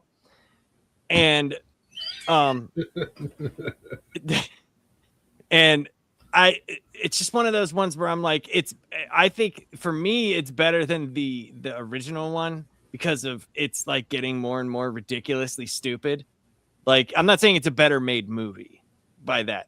I just don't. Competent Steven Seagal movies are terrible for me, because he's not good at martial arts. Like, it's not an aesthetically pleasing thing to see. He's not It's just using not. martial arts. He's using trickery. He's making ruses. No, He I'm put, saying it's weird, incompetent movies. I'm not talking about this one.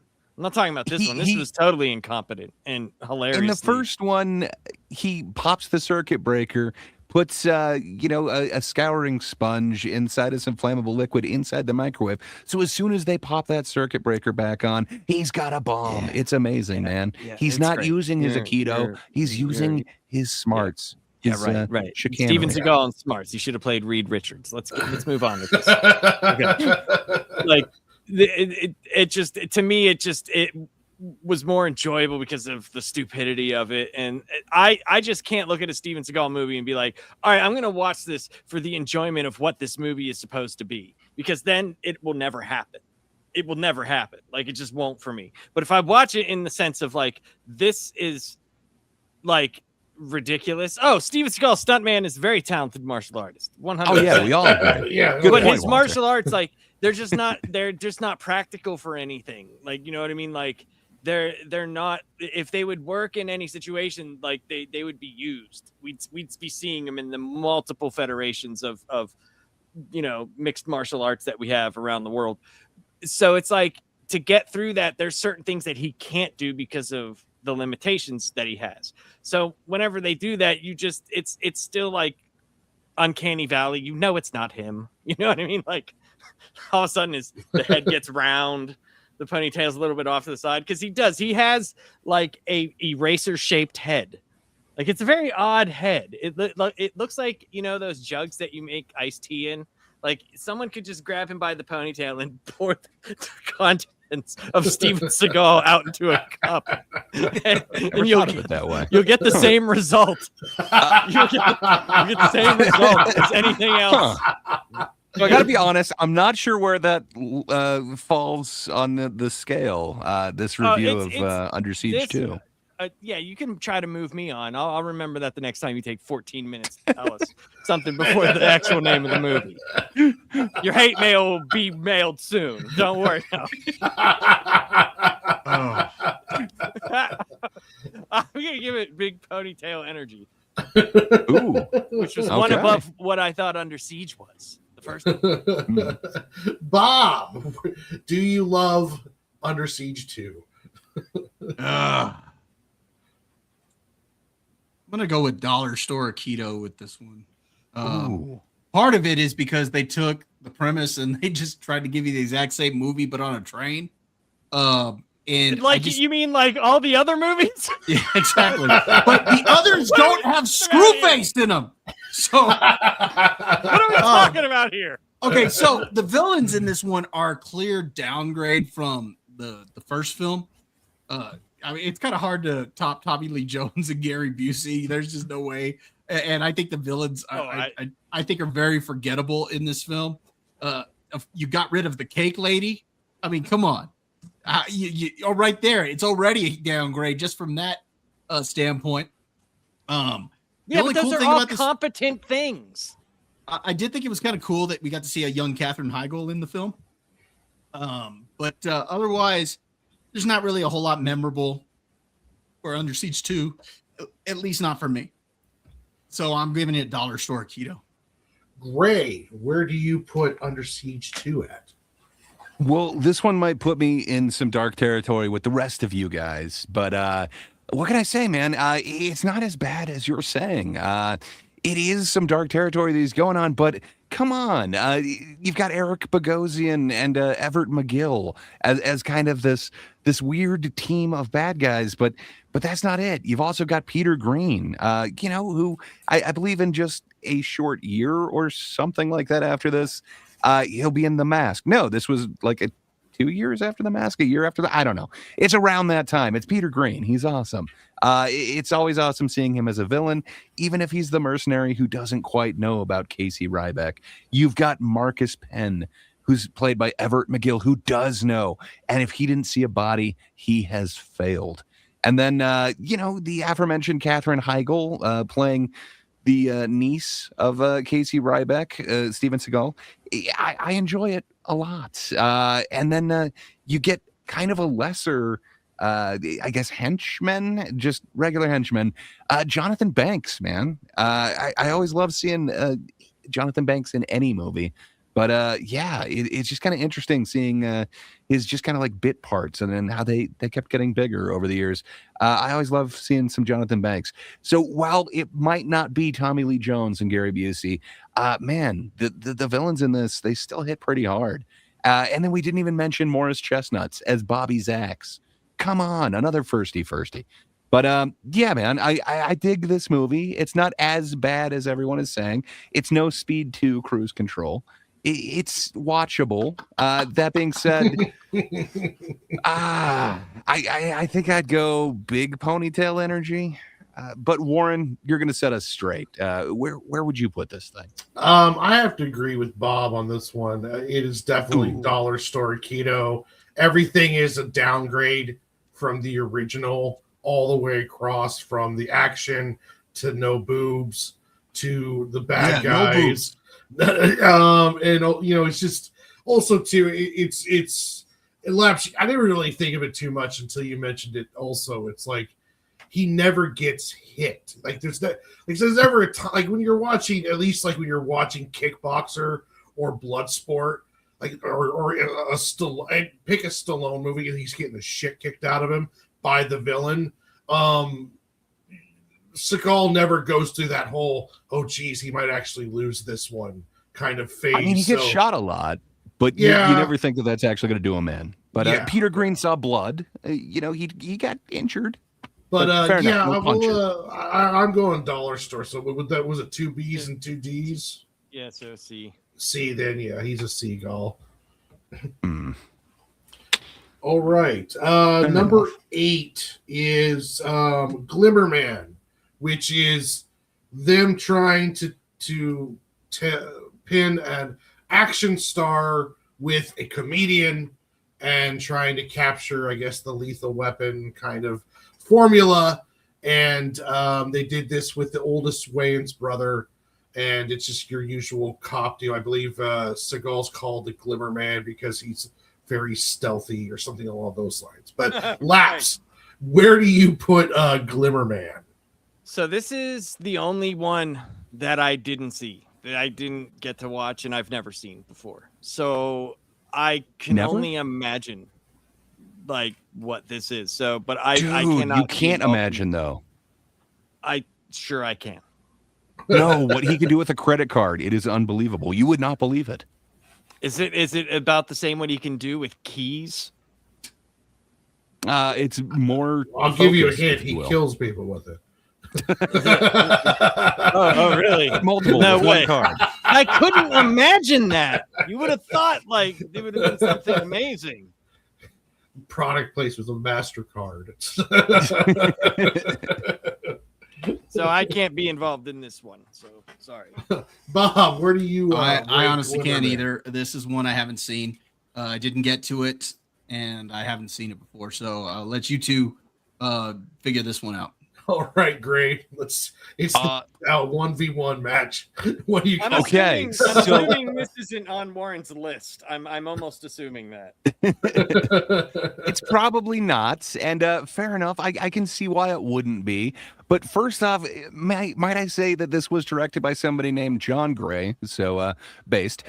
But that shouldn't be the only thing to go ahead and assuage you that it is a decent film, but it's a decent cast on all of this. So you got Steven Seagal, you got Keenan Ivory Wayans, you've got Brian Cox. He's bringing some actual gravitas to this. Not only that, but he shoots Brian Cox. That's pretty awesome. Who can shoot Brian Cox? Nobody but Steven Seagal. And you've got Stephen Tobolowsky in it. You've got so many. You know him. It's Needle Nose Ned Ryerson. Come on, man. You know the guy. But you've got a very young Nikki Cox who plays the girlfriend who's kind of threatened by the school self shooter. It's a weird film by all means, but it's got some of the best costume, the best wardrobe that Steven Seagal has ever had. It's certainly some of the flashiest. I think he is the Glimmer Man because the actual villain in this is called the Family Man. So I don't know. I forget the glimmer part of it, but I will say there's some interesting scenes that kind of stuck with me. I remember this movie from my childhood. He has a certain way of identifying a victim of this killer. He notices that her breasts are too perfect. And so he is the only one, not the guy who's actually doing, the morgue attendant who's actually doing the autopsy, but he knows that she actually has implants. So he just cuts it out of her, pulls it out and says, run this barcode, partner. It's great, man. And what can I say? It affected me as a child. So yeah, I'd say Glimmer Man. I gotta watch it. It is. I would say Glimmer Man gives me some big ponytail energy. But Warren, I don't think it gave you big ponytail energy. Where would you put the Glimmer Man? I put Glimmer Man at Seagal. Wayans tries his best, but Steven Seagal is a vacuum of humor, as in it's a black hole that just sucks all the humor out of any scene, and he can't be funny. I don't even think he wanted to, but it is not it's a competent film, and Wayans does try his best, but it was really a really poor pairing of comedian action stars. So I put it at Seagal. I mean, he did have the cool credit card. But without this, would you have a Rush Hour? I'm just saying. Okay, so Bob. Yeah. No, good, Warren. Good. No, I was just gonna say it doesn't touch Rush Hour. So Bob, now that there's a B and a C. We don't know where all I'm on gonna the B say and is the C this: range he would you cut put it? out a titty, everyone. That's big ponytail energy. Okay, Who yeah. does that? Good point. Yeah. Okay, we're gonna go with B for that. Just for that. Cutting alone. boobies, everyone. Who I does say it? they weren't bees. Okay, go ahead. No, that's really it. Just keep that in mind. All right, so the next in the list chronologically is Fire Down Below, Oh, where God. Seagal plays an EPA agent who goes to the Appalachian Mountains to take on an evil mine owner CEO who's dumping toxic waste Of course he into is. the mine. So after he goes undercover in this mine after one of his other EPA agents was killed. So where do you put Fire Down Below on your tier list, Laps? So this is where his acting started. You remember like how he would always be like rigid and give his line? This is where this started. Where he does that thing. Where he talks and like he's got a line, so he's got to turn and like move and do something with his face. This movie is where that started. And watching the scenes every time, the dude could be right here, right? And he's right here. They're facing each other. And the guy would be like, blah, blah, blah, blah, blah. Steven Seagal will be looking at him, turn his face, then turn back to him. And then you're like, why did his voice stay the same when he was pointed away from the microphone as it did when it was towards the microphone?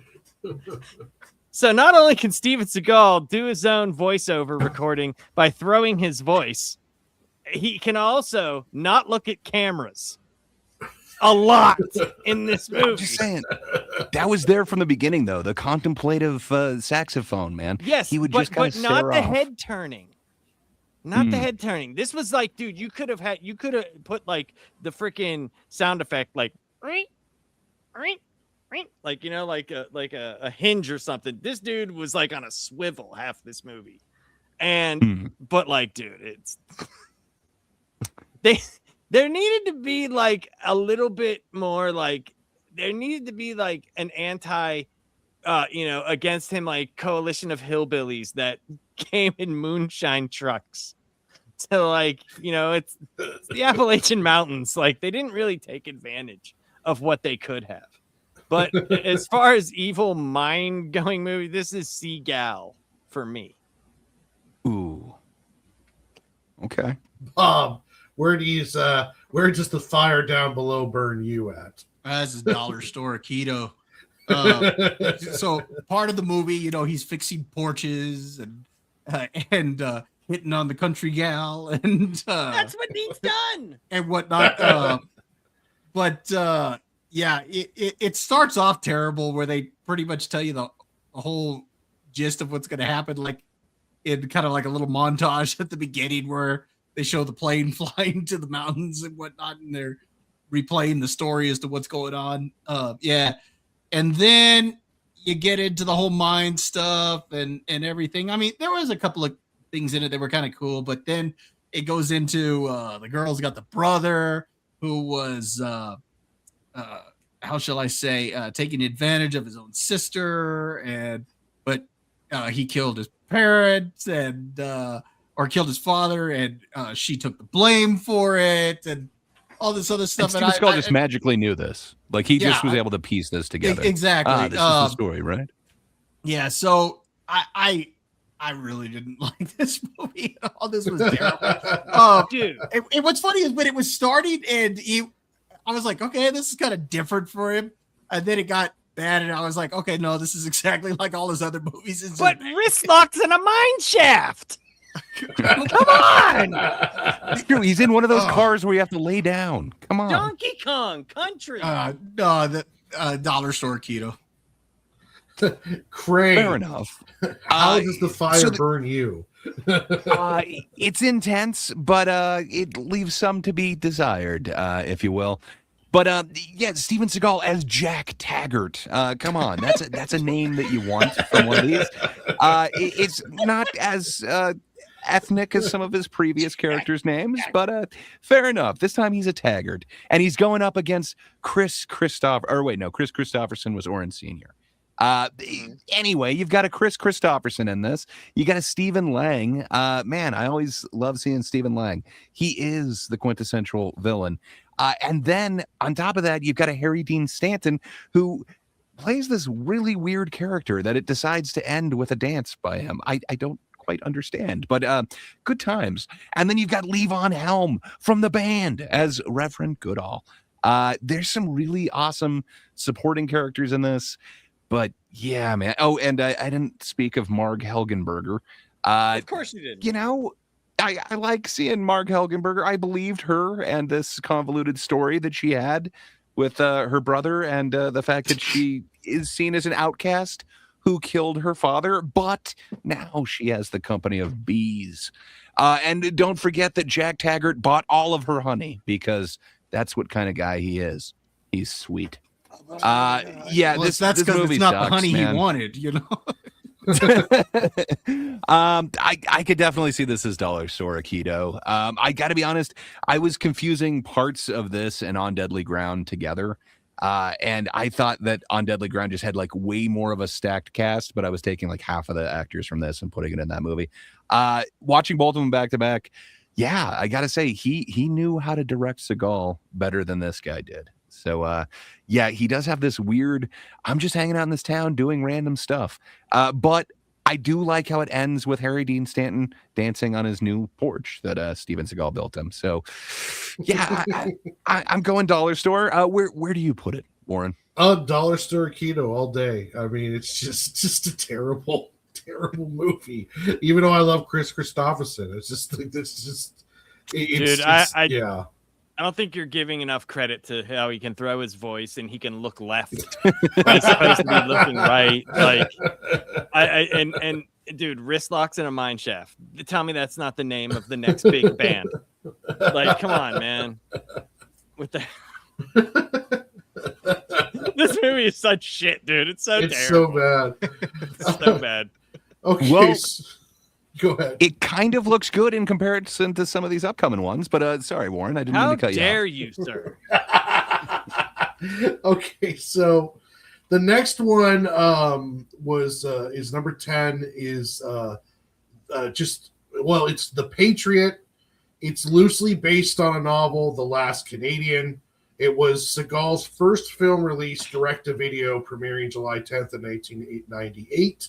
And he plays a local doctor who used to be a government immunologist, and these local what do they call them? Fucking men of arms guys, whatever they call them, the redneck military dudes. They steal a biovirus weapon, and then because they're jackasses, they unleash it on themselves and the whole town. And then Steven Seagal has to wrist lock his way through it. And surprisingly, not as many fight scenes. It's more about him with a furrowed brow over a petri dish as young soldiers die. But yeah, so more horses than I would have thought as well. Where did you put this movie at? Okay, so you would think this would be amazing, right? Because of how stupid it is. But this was so boring. Oh, the first one where I could say it was really boring, because I saw when I saw the cover, like, because I was watching them on Prime Video, and I think this might have been one I had to watch somewhere. But when I saw it, I was like, dude, Steven Seagal in a Western? Oh my God, this is going to be amazing. And when I saw it, I was like, oh, no, it's not. It's they couldn't some of the afford most cars. It's some of the most grandstanding that I've ever seen by an actor. Because not only is he like, this amazing guy who can solve like any problem, right, that's thrown his way 10 minutes before anybody even realizes what's going on. He's a fucking scientist. Are you talking about Dr. Wesley McLaren? I am. Who else am I talking about? And it is unbelievably stupid. And there was no wrist locking on any beakers or anything. But did you see the way that he wrist locked in on his whiteboard? Like the way that he perfectly drew every beaker and everything that would need to go into the apparatus to actually make Listen, this. if he would have went through cure. like this, I'd have been like, I'm sold. This was just boring as shit. This was dollar store Aikido, or for the love of God, stop, please. Stop existing right now. This is my least favorite out of all of them. Yeah. So are you going dollar store, or are you going? I'm going for the love of God. Because I thought it was going to be so much better. And I'm sure Gray's going to tell us all these people that were in it that I don't care about. You know about Gaylord Sartain? Come on. That was the one part that kind of like when I saw the trailer, because I watched it on Amazon too. That was the part where I was like, well, he's in this? This might be fucking interesting then. But yeah, Bob, where do you put this movie? Well, Laps, you gave this more credit than I thought when you said that this was a Western with Steven Seagal. This is going to be amazing. I initially thought this is going to be shit because well, that's why amazing is different reasons. In a Western. I mean, it's going to be bad. Different. And then when I read he's a doctor, I was like, what? And so as I started like watching Dr. it, Quinn. and you see him giving medicine to the horse, I'm like, what? Is he a veterinarian? And then it turns out he's not even a veterinarian. I'm like, this is stupid. The movie is filmed like crap. The story is stupid. He's terrible in this movie. This is for the love of God, Steven. This is an awful movie. Great. So how I do want to say you? You guys should appreciate Gaylord Sartain. He did good as the main bad guy, the guy who ran the militia. That being said, don't really know anybody else in this movie, so I'm not going to be talking up who else is in here. You can tell it's direct to video. It is just not of the same quality. It doesn't look like they even had access to multiple lenses. It is an interesting choice for a lot of this stuff. But hey, we're actually seeing what would happen if you put Steven Seagal on a horse. And apparently what happens is he gets a really, really long scarf to distract from, his duster that he's wearing. It's interesting. I wish we got a Steven Seagal Western. This might be the closest that we get. We get him on a horse, and there's a pony a couple of times, but yeah, this is for the love of God, Steven. It is the worst of the worst. I know he's got other ones that they might actually be worse on paper, but there's like some redeeming line. There's something where you could get some sort of value from watching it. There's nothing that you get from the Patriot. And he wasn't even doing a good voice impersonation. He was like himself, and it was like nobody wants that. It's not great. Where do you fall on this one, Warren? I'm right with you guys for the love of God, Steven. I mean, the fight scenes were barely there. The plot was kind of like, oh, we need his daughter because she's immune, and then all of a sudden we'll just forget that she's immune halfway through the movie, and then he ends up in some secret military base where he essentially works with this kind of hot Indian chick to create a cure, and they find out it's just some flower and a rain dance or some shit.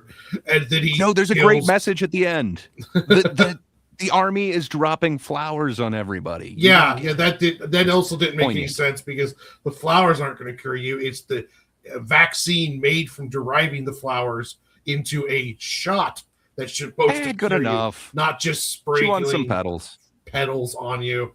And Gaylord, like I think he kills him with like a pencil or something. I don't know. Fucking pencil. It was fucking dumb. Like it was the worst one on the list, I think, and that's saying a lot. After I don't know about ones. that. No, don't you even dare! If you insult two of these movies, dare you? I will be very. I know upset. which one you're talking about, and you were wrong, sir. Okay, so go ahead. No, go ahead. That one's unanimous. I think it's the only one that we've all chosen the exact same one. It's just, dude, when you don't know what it's about and you hear Steven Seagal, doctor, scientist, and horses, chemist, Western. Yeah, dude, Bob, I don't understand how you think that's horrible. That in itself is take my money. I will watch this. But then it ended up that would be good wrong. If you had a different actor attached to that. Once you have Steven Seagal attached to the entire description, it's that's like this is going to be crap. No, it's good because yes, it he is none of those things. Exactly the none point. of them. You don't he like is- bad movies for the sake of them being bad. You know it's going to be bad. It's Steven Seagal. Like, they're not all only have we- horrible. Well, now we've turned a corner on it. We are now in a completely new century. I believe that is the last one from the 1900s. The turn of the century now. These are more modern Steven Seagal films. That's what you want to call them.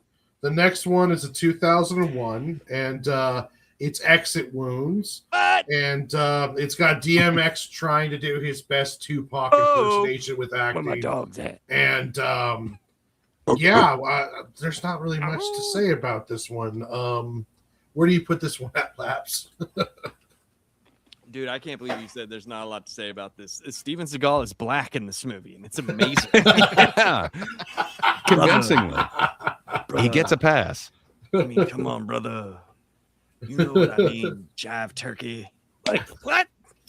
What are you doing? Come on, Orrin Boyd. Dude, like, and that the string of awesome names continues. Like, so it's just, and DMX, like, this is not the best DMX Steven Seagal performance that we'll get to. There is another that surpasses this. But this is Seagal. This is Seagal for me. Okay. All right, Bob, where do you put Exit Wounds? Honestly, I kind of liked this one. I'm gonna Okay, you know what, Bob? this is my list. You've been wrong on everyone here. So let me educate you here. I'm going to give this Aikido approved just simply because I had a good time with it. Look, I don't think it's as good as the other Aikido approves on the list, but after you've had a few bad ones here, this was kind of a refresher, and it was kind of like, oh, okay, yeah, this isn't too bad. Part of what I liked about it is you got a decent cast. You got the thespian that is DMX. You got no, seriously, you got Anthony Anderson. Tom Arnold is in it. Eva Mendes has a part in it. So I liked some of the side characters on it. The movie itself, I think, is okay. I think it's one of his better made films, especially in the new century. So I got to give it a higher grade simply because I think it's better made. You said when we had a string of bad ones, as if there was a string of good ones. Well, there That was. is why. That is why. That is why I know that Bob is wrong. Look, so Wrong. I mean, he had 2 Seagalists during that time. Marked for Death and Under Siege. You all are just wrong. But no, this one I actually kind of enjoyed. I like the scene when he comes out from the anger management class or whatever, and Tom Arnold comes out and he's like, dude, that's so awesome. They all want you to come back in and whatnot. And he beats the crap out of those guys trying to break into his car, and the lady is like, look, you can't just be doing this. Like your anger is getting the better of you or whatever. And he's like, look, you see how happy I'm making everybody because everybody was cheering him on and whatnot. So I thought that scene was funny. Now the villains, those are the weakest part of this film because how dare you? No, because they're not memorable per se. It's not that they're terrible. It's just I think they're the weakest part of the film. And I will say I felt bad for that captain. You know, she just dies in that car wreck, and then it's just kind of like, oh, she's dead, whatever. And so that kind of sucked. But overall, I'm going to give this an Aikido approved. I kind of like this one. Hey, Warren, did you hear how Bob said that scene was Steven Seagal was funny? Yes. What do you have to say about that? Well, there, Tom Warren? Arnold is in that scene. There you go. All right. He was funny. This was his happy face. Come on. It's an amazing, very quotable movie. It is certainly elevated from a lot of the other ones. I could see putting it in the lowest of Aikido approved. It is one of them that I've gone back to quite a few different times. How dare you, Bob, when you say that the villains were not great? You got Michael Jai White. I said not as memorable. Awesome. I said they're the weakest part. Okay, of the film. fair enough. You got Bruce McGill as well. He always plays this kind of sleazy character that I just absolutely love. You got Bill Duke as Chief Hinges. Man, I love me some Bill Duke, and to see him come in fully strapped at the end, I love that. And then we got some Isaiah Washington in there as well. I absolutely love this cast, and the aforementioned Jill Hennessy crossing Jordan, who kisses the windshield really hard. It's kind of unceremonious, but it's nice to see her in something. And then Ava Mendez is also in this one. Just it's a hell of a cast, and there's some pretty fun moves as far as what they were willing to do with it. We don't have as mobile a Steven Seagal, but this time we got DMX. What can DMX do? He can tie a belt to a shotgun and then throw it up in the air, and somehow that makes it fire, and it works perfectly. Easy to aim. I absolutely love Exit Wounds, man. I would put it the lowest of Aikido approved, but I would also be happy with it in Big Ponytail Energy. So I think I'll go low Aikido. There we go. There we go. It all that comes way down Laps to can be you, wrong again. There we go. Oh, I am going to join Team Laps and give this a C. Ah, jeez, That's my dog. Where my dog's at? Warren, you were on a roll there for a while. He does have that great scene where DMX is buying the car. Oh, and yeah, the black guy's treating him like crap, and then he ends up throwing the white guy the money as he like runs out, drives it out through the window. It's just not great. I mean, DMX is trying to essentially do what Tupac was able to do, was act, and DMX can't do that at all. And Seagal, like you said, he's just bad, and he's a black hole for humor. So But it's dark and hell is hot. They end the movie with that amazing song. Come on, man. Nothing. Okay. Nothing. All right, now we're going to move on to number 12, which was Out for a Kill.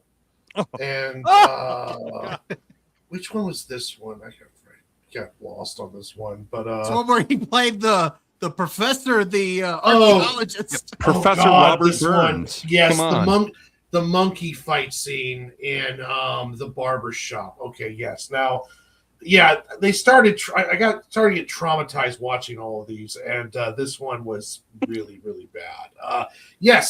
He plays the ghost, the archaeologist thief who goes to prison, becomes an actual doctorate of archaeology, changes his name, and then pisses off the Yakuza after his assistant was killed.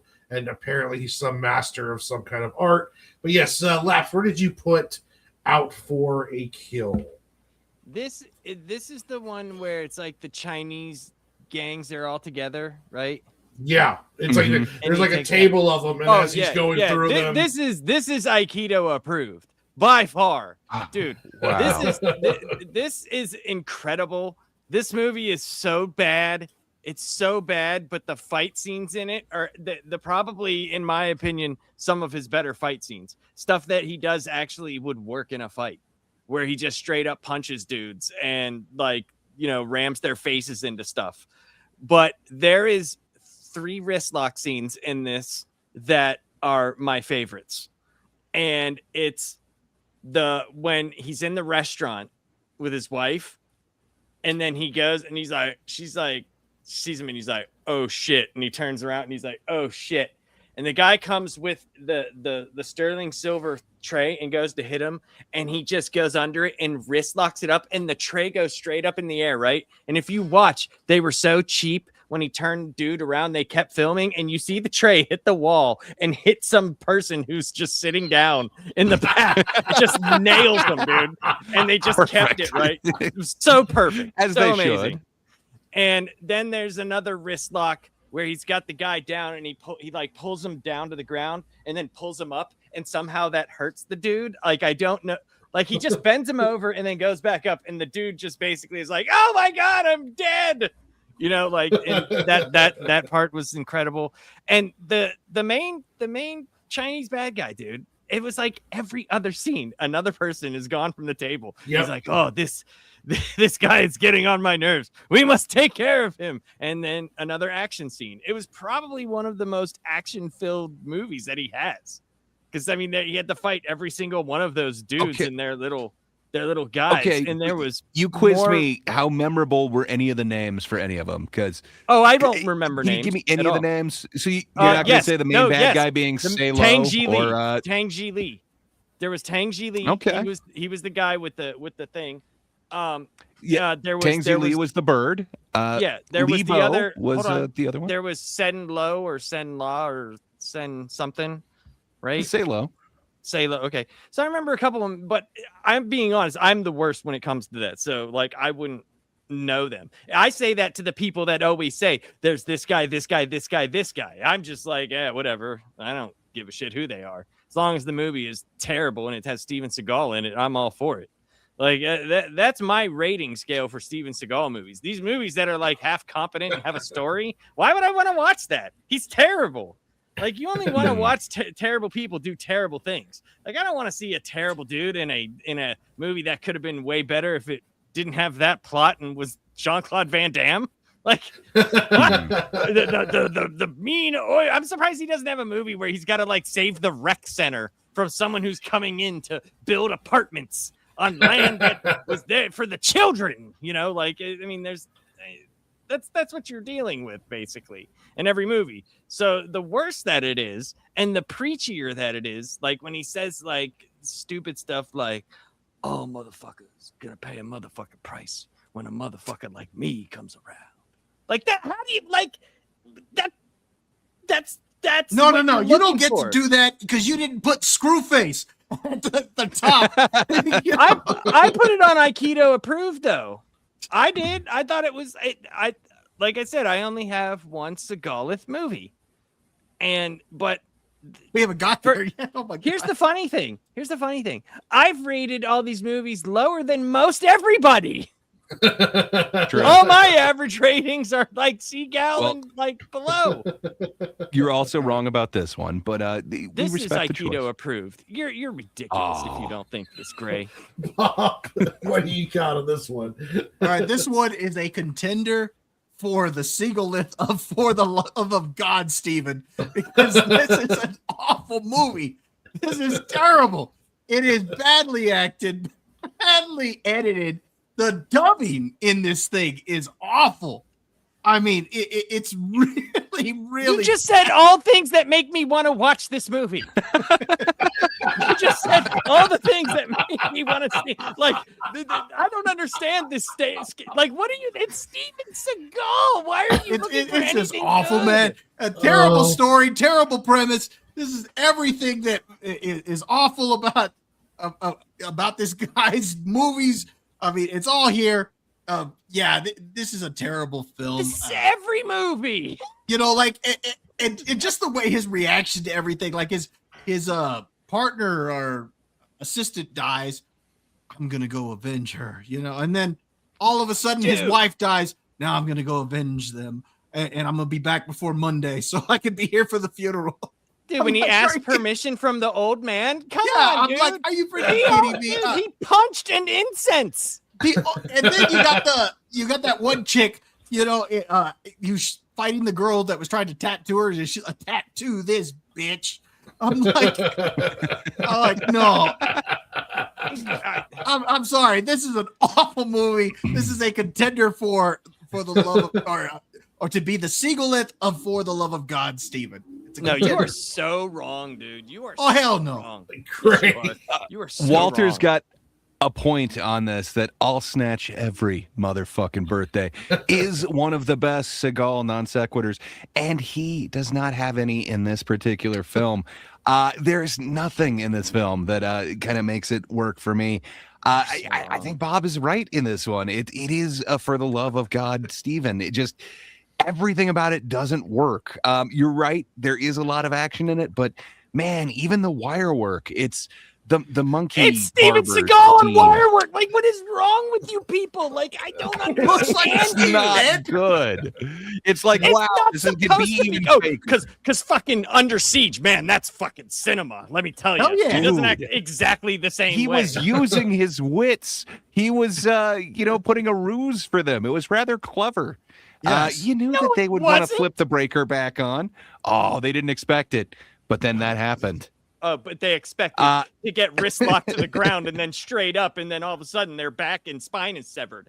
Right? That's But in expected. Out for a Kill, Professor Robert Burns, Steven Seagal, the guy Dude, that he goes to I definitely jail would call the again, professor. makes a friend, and he actually tries to get him out of jail. I just Tell me What can I tell say, me man? one Steven Seagal movie where they introduce a side character where has like very little to do with and they ever mention him again. that's most of them. Usually they die off to the side, and then we never mention them or but think of this them again. movie they mention him. You're right. It doesn't have the elements of what I'm looking for in a Steven No, Seagal you're film. looking for It movies that breaks make the sense mold with Steven in the fucking wrong Seagal. way. And what can I say? For me, it's for the love of God. Why, Steven? What about you, Warren? We've got 2 Fs and an A. You are the ultimate decider here. I'm so sorry, Laps. It's okay. I'm so sorry, but this is a massive F for me. It was so. Dude, I can't help it if the manliness exuded from this movie has turned you all gay. I It was can't help that. It was so painful to watch from Yes! the monks at the funeral to the monkey fist guy to the random I'm in jail, I'm out of jail scene to the green That was not screen, random. like with his wife. Oh, come on. dies. He's like Batman. He He's just like- shows up and he just appears in the no, corner of a room. The jail scene wasn't random. They used him as bait, you see. Well, yeah, it was just terrible. And Of then course it was. That's what makes it after amazing. After his wife dies, there's the green screen behind him of just like the lightning, and he's just like head goes down, and then he tells the old man he'll kill everyone before his wife's funeral, and then it was just so good, bad, dude. so No. bad. No. I mean, it wasn't even bad to be good; it was just bad. It was amazingly bad. If you can't enjoy the lines in this movie, I honestly don't know what you're watching these movies for. Like, are you watching them for the great action That's scenes? why I'm doing We it. had to. No, I'm saying, Yeah, we were filling out a list, sir, But- is why but- this one was on there. but you also rated them, right? You have to rate them. Very So, like- lowly, this one. Nah, yeah, you suck. I actually I couldn't watch it all at once because I actually quit watching it because it was so bad, and I had to come back to finish it because I'm dedicated to the show. So, now number 13 is this is the last of the mainstream ones on the list. It's Machete, where he's essentially playing I believe it's the bad guy in this one, Yes. and so Laps, where do you have Machete on your list? It has an awesome death, but other than that, it's dog shit movie. Dog shit movie? Yes. This How is dare terrible. you, man? This is a terrible, terrible movie. But I still like it because it's horrible. It's so horrible, dude. Danny Trejo, yeah, he's believable. Like sagging more than Richard Simmons' tits. It's fucking if you're gonna make these old ass dudes believable, it has to be so stupid. You can't do this as we're actually really gonna try. Like, Well, that's it was a Grindhouse parody, though. I mean, technically, it's just not good though. We didn't see Jessica Alba's side boob, though. I mean, always worth it. Okay, Laps. So what does not good mean? Does that mean big Seagal. ponytail energy? No, like Seagal. Okay. Bob live with loves that. movies. Where do you put this? Did you love this movie? Okay, I didn't get to do a rewatch, but I have seen it before a couple times. They don't call it a B movie for nothing. This is a big ponytail energy. This is meant to be exactly what it is. I think you get like it doesn't take itself seriously, kind of like you said. This is meant to be a parody of that trailer that was from the Grindhouse. So that's kind of where this came from. It's exactly what it's supposed to be. So I'm giving this big ponytail energy, and the cast is cool with it. So yeah, for that I had a good time with it. Ray, where do you put Machete? So I'm a huge fan. I am apparently the exact inverse of Lapsed on this particular one. I love me some Robert Rodriguez when it hits right, and that's not like Spy Kids or whatever. It is kind of the Machete thing. It is really the Grindhouse things. I didn't like Death Proof, but man, oh man, did I love the other version of that. I used to have this giant poster of the two of them, and just, man, I gotta say Robert Rodriguez knows how to do a Grindhouse movie, if you will. And yeah, I love me some Machete. It's exactly what I want out of kind of every one of these actors. He just hits the note right on for that cheesy Grindhouse exactly experience that you're looking for. And if you're not going to count one episode of television that he did, which I'm kind of blanking on which one it is. That's right, Roseanne. He had an episode of Roseanne that ranks 7.1. This is his highest ranked thing on IMDb. It gets a 6.6. Which reasons why this movie is good. Episode of Roseanne. No. These are the two highest ranked things out of any of his filmography. Most of his films are somewhere in the 3s. If he's lucky, he might get up to the 4s with occasional 2s and 1s. But yeah, this is kind of the only 6 that he's in. And this is kind of a different point in his life where he's not necessarily the star of it. He kind of co-leads in a lot of these, but this is exactly what I want. And this is the kind of character that I want out of a Steven Seagal. For me, this is Aikido approved. I don't know where that puts us. I guess that puts us back in Big Ponytail because we got a C, B, and A. But Warren, you are the deciding factor. I understand a B movie might not be for everybody, but what is it for you? I'm a fan of the B movie, not taking yourself too serious movies. Like it's not as good as like Black Dynamite. I think Black Dynamite is an amazing exploitation parody film. I did like seeing Danny Trejo get some love. I'm not as a big fan with Robert Rodriguez as, let's say, like as you are, Gray, but I do think he does do an interesting Grindhouse kind of deal. I think he's a little bit better with his other Desperado type kind of things. But I put it at Big Ponytail Energy, right around that area, because I do like the exploitation. It doesn't take itself too seriously. The cast also doesn't take itself too seriously. Though it's got it has a great cast in it. De Niro, I would say, Jeff if Fahey. anything, they did themselves a disservice by having Steven Seagal in it. They could have casted someone who would have had a lot more fun in that kind of role than Steven Seagal did. Because if anything we've learned about Steven Seagal is that he never is not taking himself too seriously. So he can't ever kind of, like, Van Damme would have been better in that role, because at least Van Damme can do a little bit of self humor. Yeah, I liked Machete. I thought it was fun. It's not like the greatest thing that Rodriguez has ever done, but at the same time, I just liked there was a lot of enough cool stuff about it where I'll give it a B on that one. Fair enough. I do like Planet Terror more than it, but it's supposed to be a B movie. But I understand it doesn't work for all. So sorry about that, Lapsed. I think all that of these rests movies are worse than B movies. What are you talking about here? which elevates this to one of the better ones. No, it Tom doesn't. Savini is in this one. Don Johnson, Cheech Marin. Come on, man. Okay, Dude. so No, I'm Down sorry. to the nitty gritty here. now we're down to the last two, and I'm going last on this one.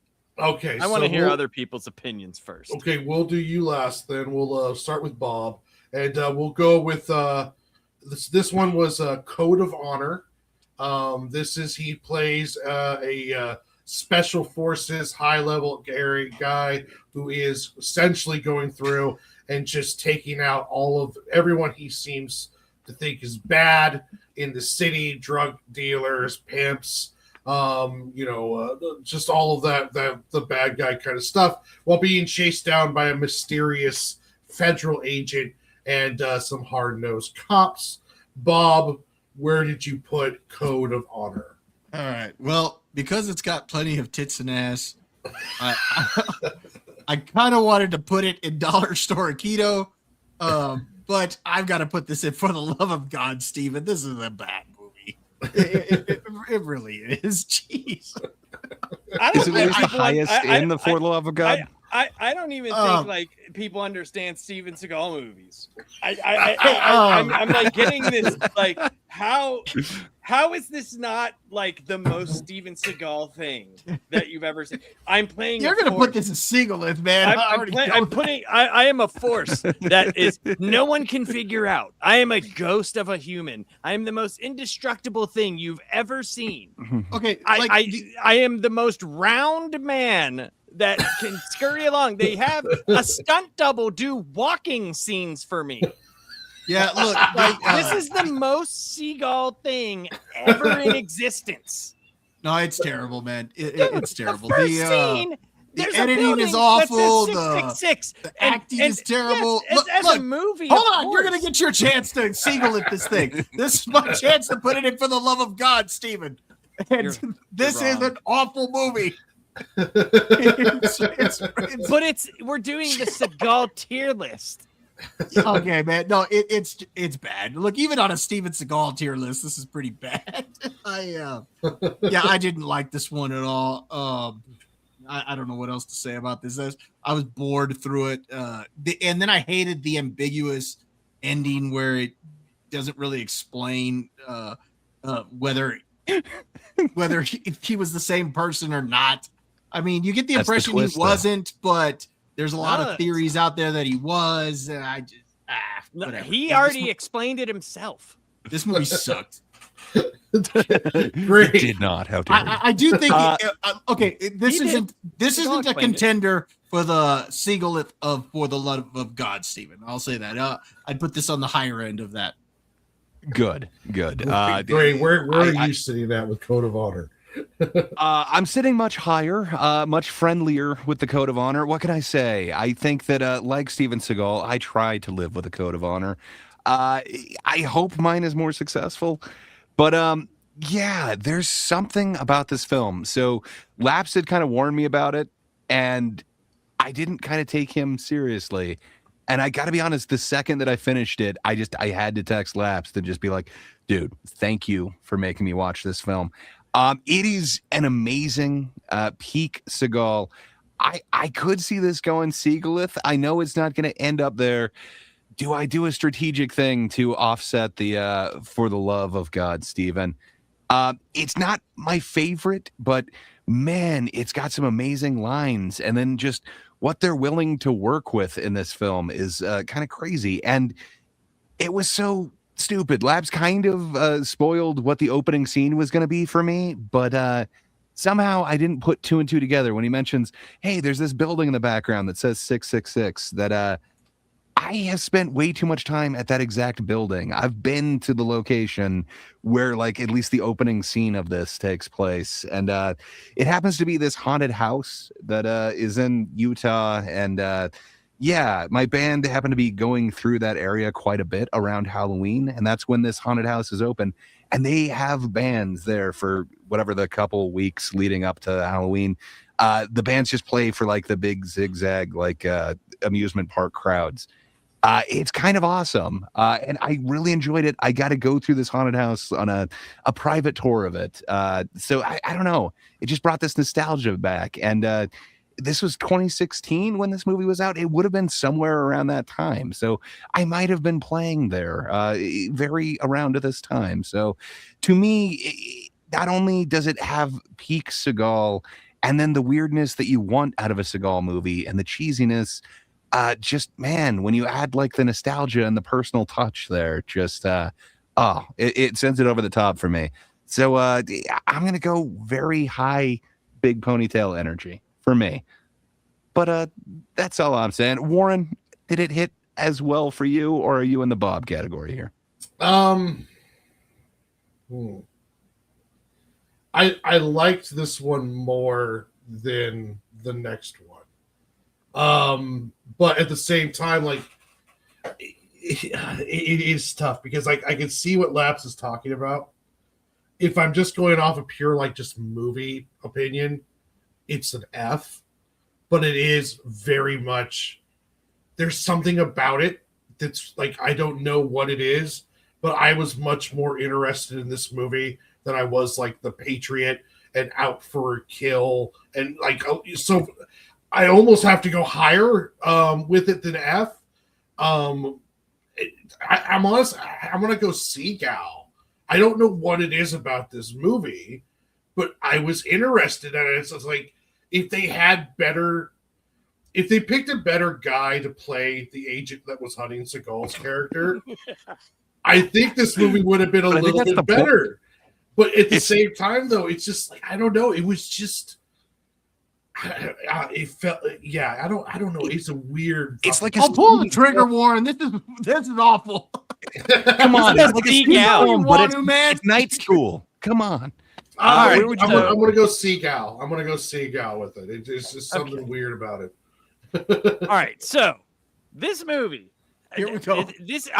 I'll be honest, and you know that I've said this many times. I have never really just sat down and like critiqued a movie like, why did they choose this direction? Why did they do this? Movie had me questioning things and why things were being done.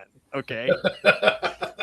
The news guy, the fucking slimy news dude who's like talking about this vigilante and how he's destroying such great things like the community's strip club. Fucking like the scene where Seagal is taking out the crack dealers and the lady's just hitting the pipe while the dude next to him has a hole in his head. She's just got she's like happily hitting it too. Yeah, she's like smiling. Yeah. Like not even flinching. Like this is everyday thing. When he takes out everybody in the first scene and then zip lines down, and it's clearly like an entirely different human being. Some of the worst green screening. Yes, as a movie, like if you're looking at why it, like the movie, how it's made, terrible, horrible. It's horrible, right?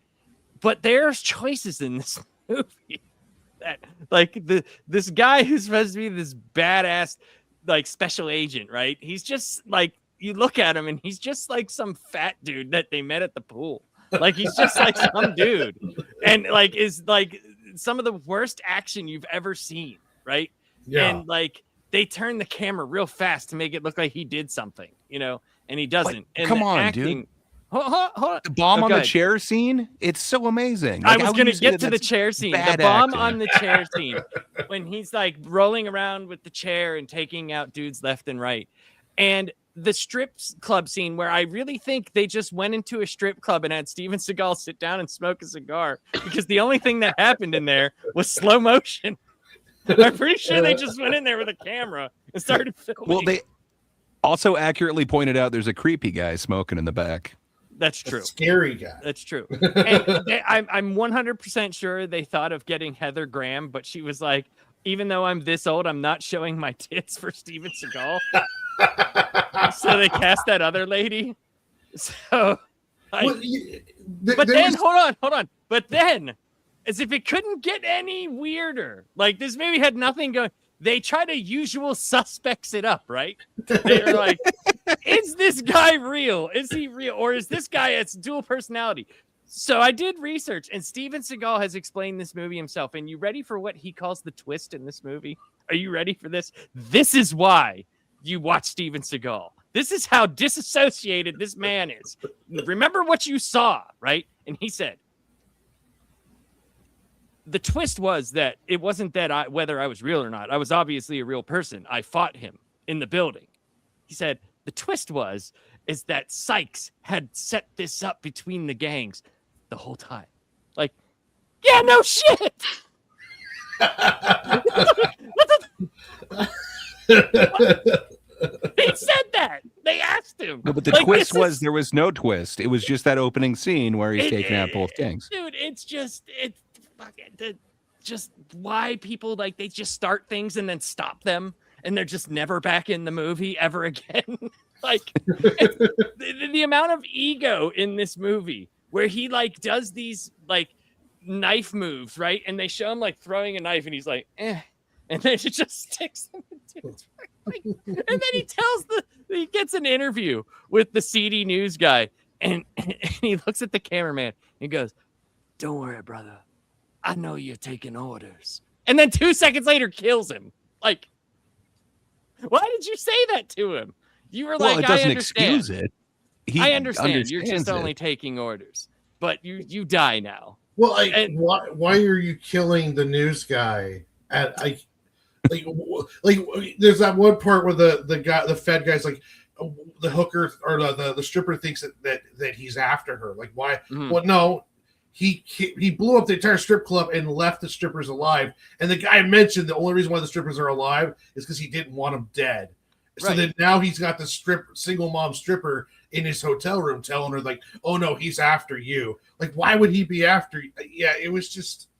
It's like there was just choices made in this movie. It that felt were like a so movie weird. from the 90s that you found on YouTube that you were like, okay, this is cool because the guys were trying really hard. Because like the green screen shot with the 2 FBI agents in the helicopter, In the helicopter. made me laugh out loud when I saw that because they're just Yes. both guys sitting on stools and it's Yeah. supposed to be inside this helicopter.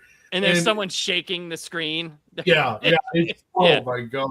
It's so bad, man. It's so bad. And like, there's just so many things in that movie that are just so bad and so dumb. I loved it when he saw the helicopter. Seagal just randomly Jumps jumps into into it. And then he's down there like laying in the fetal position, and the guy has to run down, and they go to have their fight. Oh, And how did Seagal know? How did he know? He goes, nice move, making them think that I'm you and you're me. And it's like, how the fuck do you know this? That wasn't even said. That was just said. The cop said it. Like, you were. How do you know? He didn't even know. Like, what? There's just things in this movie. Like he sniped someone from like 7 miles away. yeah, that was another one too. Like he I know sniped that you dude. can snipe for like a couple of miles. I know that's a thing. Like people have set but you're not like shooting through someone's face. I know when they showed that part, and it's like going through the whole city. I was like, that's like fucking 15 miles. Like, how the hell did he do that? And you ever notice like the only time you see him walk in the whole movie, except for the fight scene, is when he comes to the alleyway. Yeah. And then when he turns around, it's not him. They couldn't even get him. Like they couldn't even get him where he was standing to walk away. They couldn't even film him actually walking away, like not during the movie, to put it in there. They had to get someone else because he was like, no, I will not come back and film a scene of me walking away for you. Like it's the pinnacle of Seagal. It's actually I could say this, my Seagalith pick is not even on this list. It's called Sniper. It's one of his worst movies ever. It's probably the worst one that's ever been made. But this one for me is definitely Aikido approved. It is so bad. As a movie, yes. If you're looking at it as a well-constructed movie, no, it's an F. It's a 100% F. Like it is. It's the acting is piss poor. The story is terrible. But this is what I think the essence of this dude is. Like he thinks he's saying something like deep and edgy, and he's not, and he never has. And that's what I look at, because if you're gonna watch like even action movies from the same era, right? Like I wouldn't even go American. You know what I mean? I'd be watching Chinese movies. I'd be watching guys that like perfected that art, you know, and that's what I would do. So like the main attraction for me is the persona built around the man and what comes out on film, and you know he has a massive hand in these things, especially his straight to DVD stuff. And he's like, "No, this is how we're doing it. This is the message I It's want a to convey." firm, I think quickly these movies flailing only get hand. approved because he's involved. Right. Code of Honor only gets made because they got Steven Seagal's name attached to it. Yes. You know, that it's like that's where most of the budget went, like all $100,000. You would say he might be the Tom Cruise of the straight to DVD section. A movie This is not movie the same cannot once get he made. has the role. Yeah. So Without what does him in that it. put us at? So we've got 1F, 1A, 1B, and then Warren, what did you end up giving us? I had it at C. C. So I'd say it's got to be a C or a B. Probably C or B. High C, So low wait, B. 1, 2. So wait. So Bob said F. Okay. So and Yes. I said A. So that's 1, 2, 3, 4. So that's 1 space up, 2 space. It would be it'd be B or C. So whatever you guys want to put it at, I'm fine with. That better be a C. Under Siege 2. I'm not is, listening to you, looking a little Bob. Lonely. You I already think have all a stigma all against three of this. you have lost your damn minds. I want Bob to come back next week, so I'm going to say C. All three of you lost your damn minds. How have we lost our minds? This movie's awful. Of course it Oh, is. it's so good. We haven't Of even course talked so about all the good. scenes. It's terrible. All right. Bob, So you don't now- like City any Hall. bad movies? You don't like any Marked bad for movies? Death is a bad movie that's so bad it's good. Screwface! Yeah, and I agree with you. And I agree with you. I agree with you. Oh, I agree with you. It is very bad that it's good. But like there is an era of Seagal, Fat Seagal, dude, that is just so ego filled, bro. Like you can't see that. He's always this is ego-filled. This is cinema to a level that we have yet to see. Like the movie makes absolutely 0 sense, bro. And someone was like, "We're gonna put $7 million into this." Dude, you've been hanging out with Gray too much because now you're telling me I don't understand. No, I just do. don't get it. I would of never. Fat Seagal that you don't understand. No, I'm saying the level of acting is so bad that it hasn't been seen. Like this is like The Room almost. This is Ray, like you're up having there with The an Room. impact on Lapsed over there, man. No, Oh, no. hell yeah. If you remember, I said this is the only movie that I looked at and actually said those things. So it's the only movie I said that about. Correct?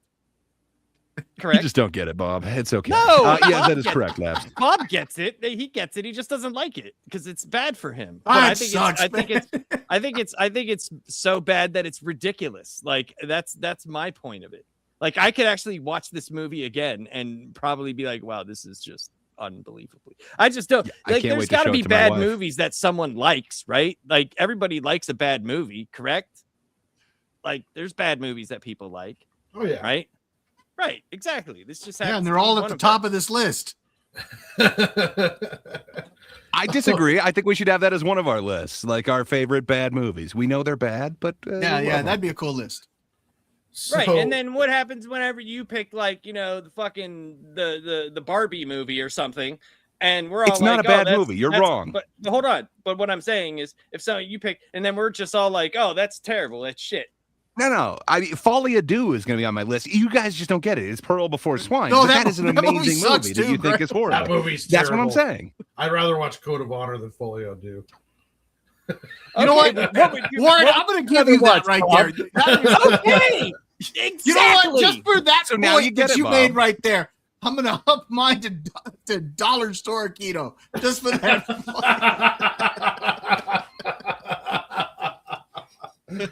all right. Let's get to the Plus, last it has one tits and here. ass in it. Last but certainly not least is his final movie. Hopefully, his final movie, but this is the last one that he's done. It's called Beyond the Law. It reunites him with DMX and also an actor by the name of Johnny Messner, which is kind of like a Timu Jason Statham. He does a lot of these like B-level straight to DVD action films. He's also been in a few Steven Seagal movies where he does the heavy lifting of the action because Seagal is essentially now in a diaper and can't do any of this stuff.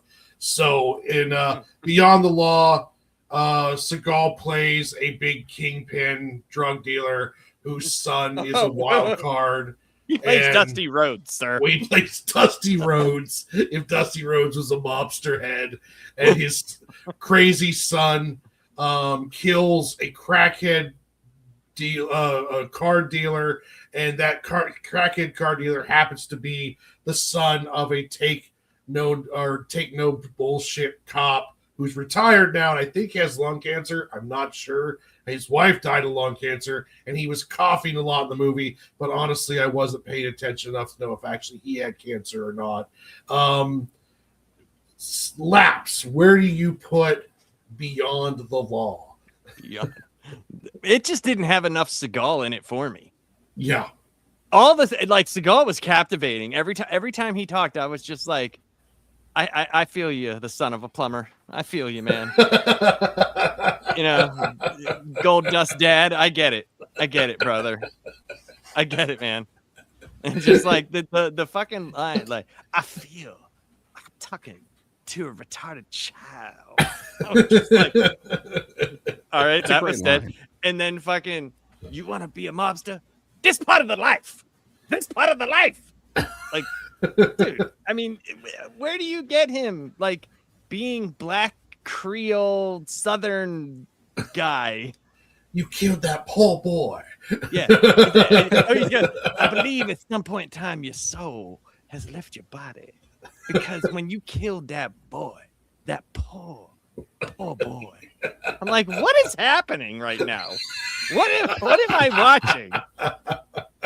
It's got to be. He's not in it enough. I give Seagal maybe his most Seagalith of all Seagal. But for the movie itself, I give it actually Seagal because there's just not enough of him in it. The movie is terrible. It's an awful movie.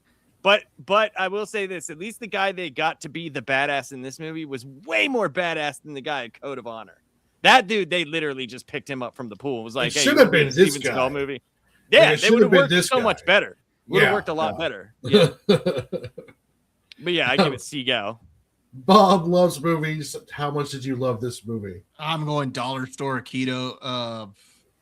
Yeah, I his stuff is fine.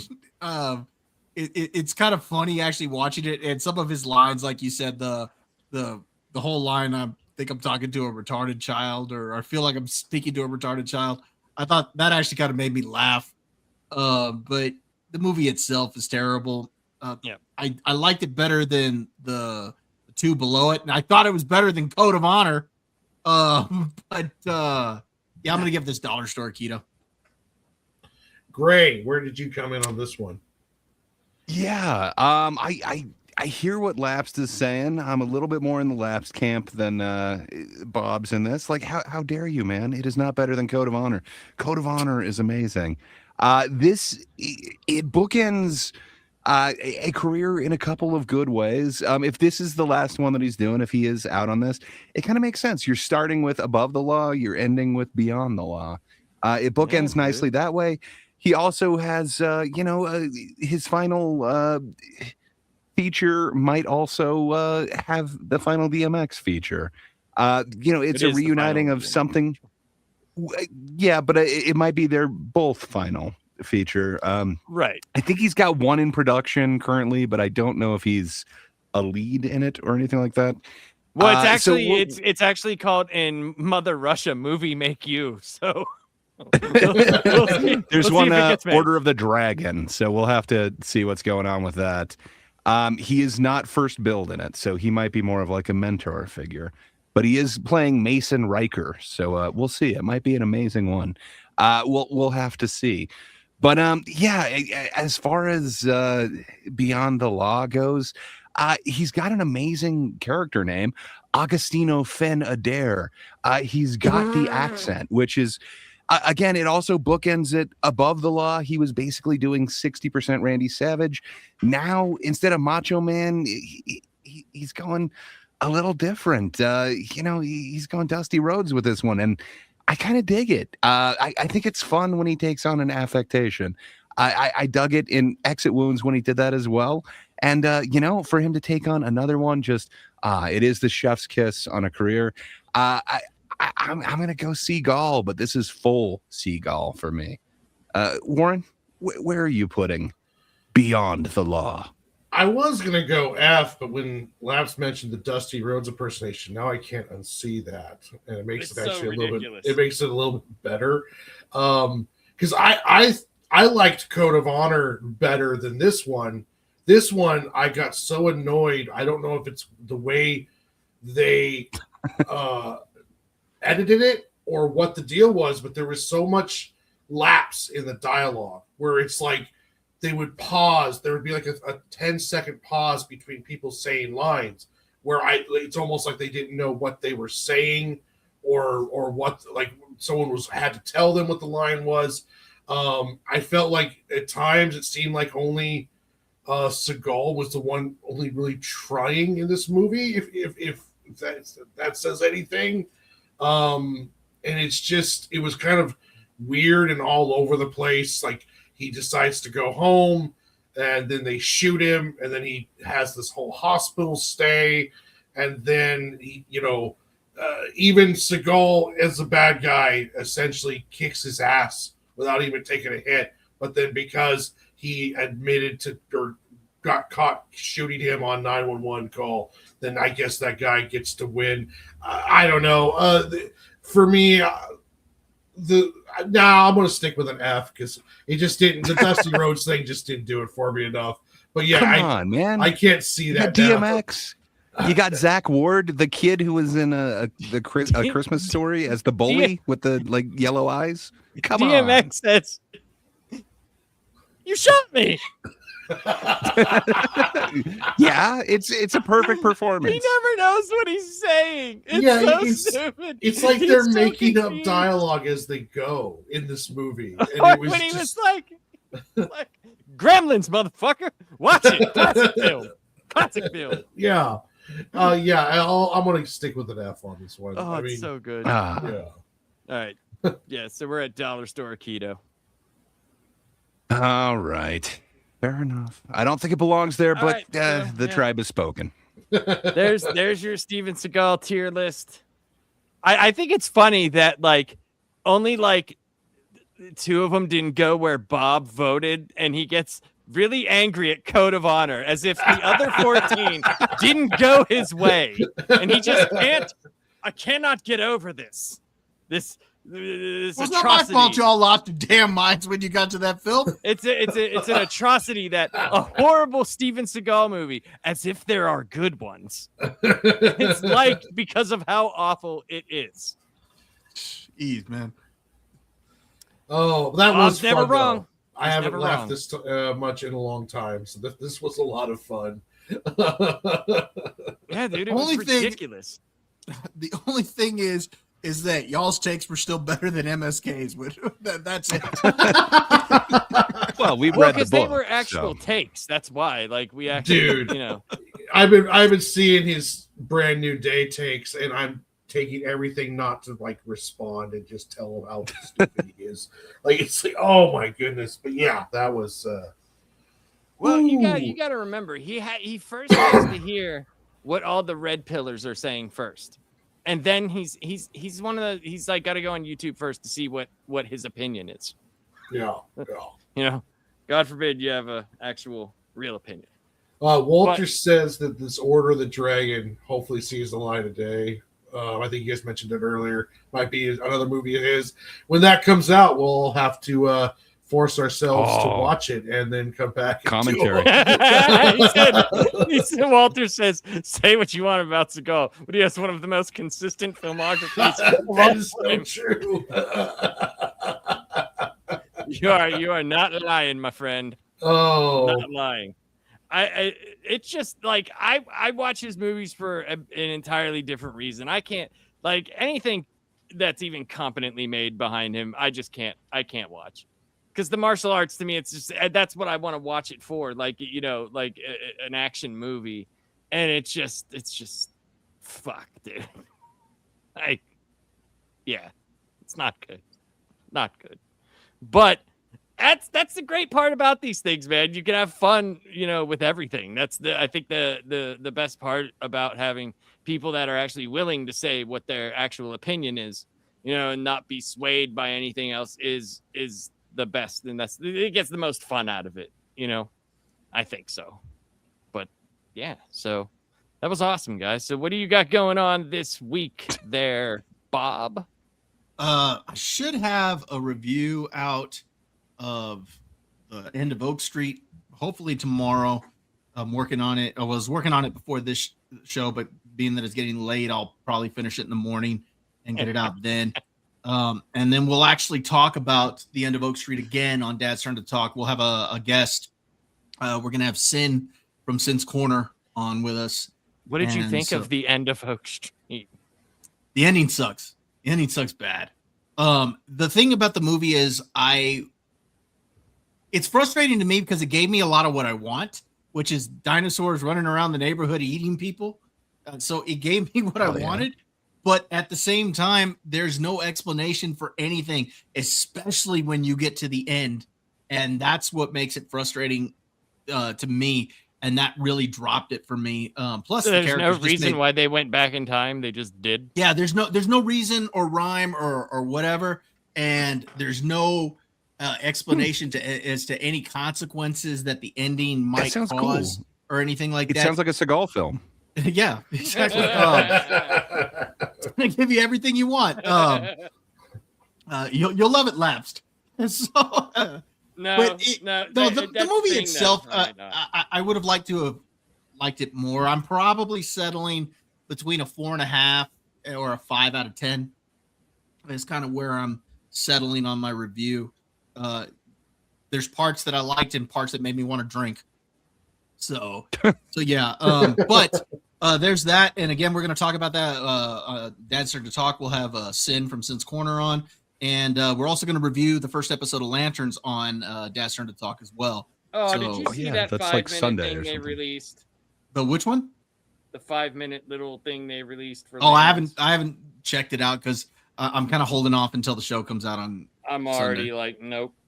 So, yeah, I don't have any good hopes for this one, but we're gonna give it a shot and see if it's any good, and hopefully it turns out better than expected. But yeah, I'm not. Dude, do you understand how important that this show comes out at this time? Do you know how important it is, Bob?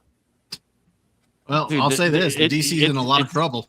It's super important, the story that they're telling between these two diametrically color opposed people. Super important.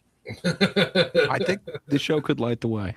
I'm excited for it. I have brightest day and darkest night. But yeah. And then on Wednesday next week, I'll be on Chainsaw Reacts channel for the Council of Creators. So that's what I got going on. Are you going to be on MSK show? Should be, unless something pops up like the Night Dentist. But he's got such quality shows. But no, I'm as of right now, I should be there. I don't have anything going on Monday night that I'm aware of. I do. It's called not going on MSK's show. I almost feel like we have to make a Monday show just so you have a reason not to go on his show. Tell you what, it makes you feel like you lost another job. Carrying that dead weight around for 90 minutes. Great. What do you got going on this week? Yeah, I hope to catch up on a whole bunch of flicks and stuff. Also working a lot on this new show that we're launching. So stay tuned. Definitely keep waiting for that because eventually. But other than that, watching a shitload of Jet Li movies this week. So looking for recommendations. Yeah. That's all I got going on. What about you? I guess Laps hasn't gone, has he? Laps, that's good, Warren. I'll close it out. Okay. There's a couple announcements. Yeah, I hope to go on and keep working on my book. I'm if anyone who doesn't know, I am a comic book artist and writer. I currently have my first ongoing series arc, The Adventures of Sig and Joe's, on Global Comics. There's a link in the description, and it's all free to read. I'm working on my new book, How the Squirrels Saved Longview, and I've been doing the entire thing live on my YouTube channel. So if you like and subscribe to the channel, you'll get to watch me create the comic book from scratch. Recently, I did a complete rewrite of the opening fight scene for the book, which has caused me to do 12 redraws on 12 pages. So I'm just now getting finished up with that and getting back on track. So if you guys want to watch a comic book getting made, if you want to talk, I have a very fun chat with lots of people who are energetic and talking about comics and all sorts of fun stuff. It's a real good, positive time period. Join me for that. On Monday, I have the Art Brothers Art Show where me and another comic creator, Melvin Cruz, do different topics. This Monday, we're going to be drawing characters from my personally favorite manga, Full Metal Alchemist. And then Tuesday, if I'm off, I will do another Squirrelathon where I spend 4 to 6 hours live drawing and catching up on artwork on the Squirrel book. So if you want to watch the comic making process, if you want to watch times when I do reaction videos, reviews, stuff along those lines, please like and subscribe to my channel. And then I will also be back here next Friday for the last panel, which I believe will be our top 5 Jet Li films, I believe. So, Laps, what do you have going on? All right, so next week, we're going to do top 5 Jet Li movies, and then we'll have the card out after that. Not the next show, but the next show after that, you'll know what we're doing for the next 3 to 4 shows. There may be, I'm not sure what date it is, but it'll be in September. There might be a Friday I'm not here, so if I'm not, I just go ahead and do something. We'll figure something out that you guys want to do. But I know I have to travel one of those weeks. There's something I doing something for work. I think I'm not positive. I'm not 100% sure if it's happening, but every year this does happen. So I'm assuming that it's happening this year. It's usually the second week in September, but I'm not positive. Like I said, I don't know if they're making me go on a weekend or if they're making me go in during the week. So either way, I think I won't be here on Friday, or if I am, I'll just be getting back. If I can make it, I'll make it. But so we're gonna have a couple of shows. I think what I might do, there might be a few shows coming up that we're not live for, same format, but we're not live. Because I want to start doing a few shows that are pre-recorded, and then we put it out to grow the channel. It's hard to grow when you're just doing live shows. It's just hard. Not that we love everybody in here. We get like anywhere from 15 to 25 people watching, which is good for a channel with like no subscribers. You know, you guys are awesome at showing up. We love everybody that shows up. We want to do something more, but I think it's going to benefit the channel more if that we record stuff, let it sit, wait for the algorithm to pick it up, and then put hashtags and do all that, all the stuff that you normally do for a video. So I think that might happen. I'm going to talk to the guys about it, see what they think. But we will still have live shows, but I think we need to build this out a little bit, and I think that's the way to do it. So we'll keep you guys informed of everything. But here's the thing. Even if it's not live, it will premiere on Friday at 8:30 p.m. So the schedule won't change. And if it's a premiere video, you can go in and live chat. I might come in, do stuff like that. If we can, maybe something along those lines. But we might have 1 week where we're off so we can record that Friday show. So there's always something, for that week. So it doesn't change anybody's scheduling. So we don't have to do it. But anyway, those are some little things that have been going on and will be going on the channel. And we will have a Tuesday show. The Tuesday show will be pre-recorded. It will not be a live show, guys. So when we have these shows built up, me and Gray will keep you informed on the schedule, and it will be a Tuesday premiered show.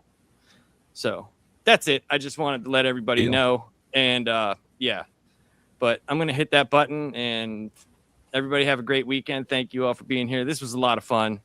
Yeah. And as always, Bob is never wrong. That's right.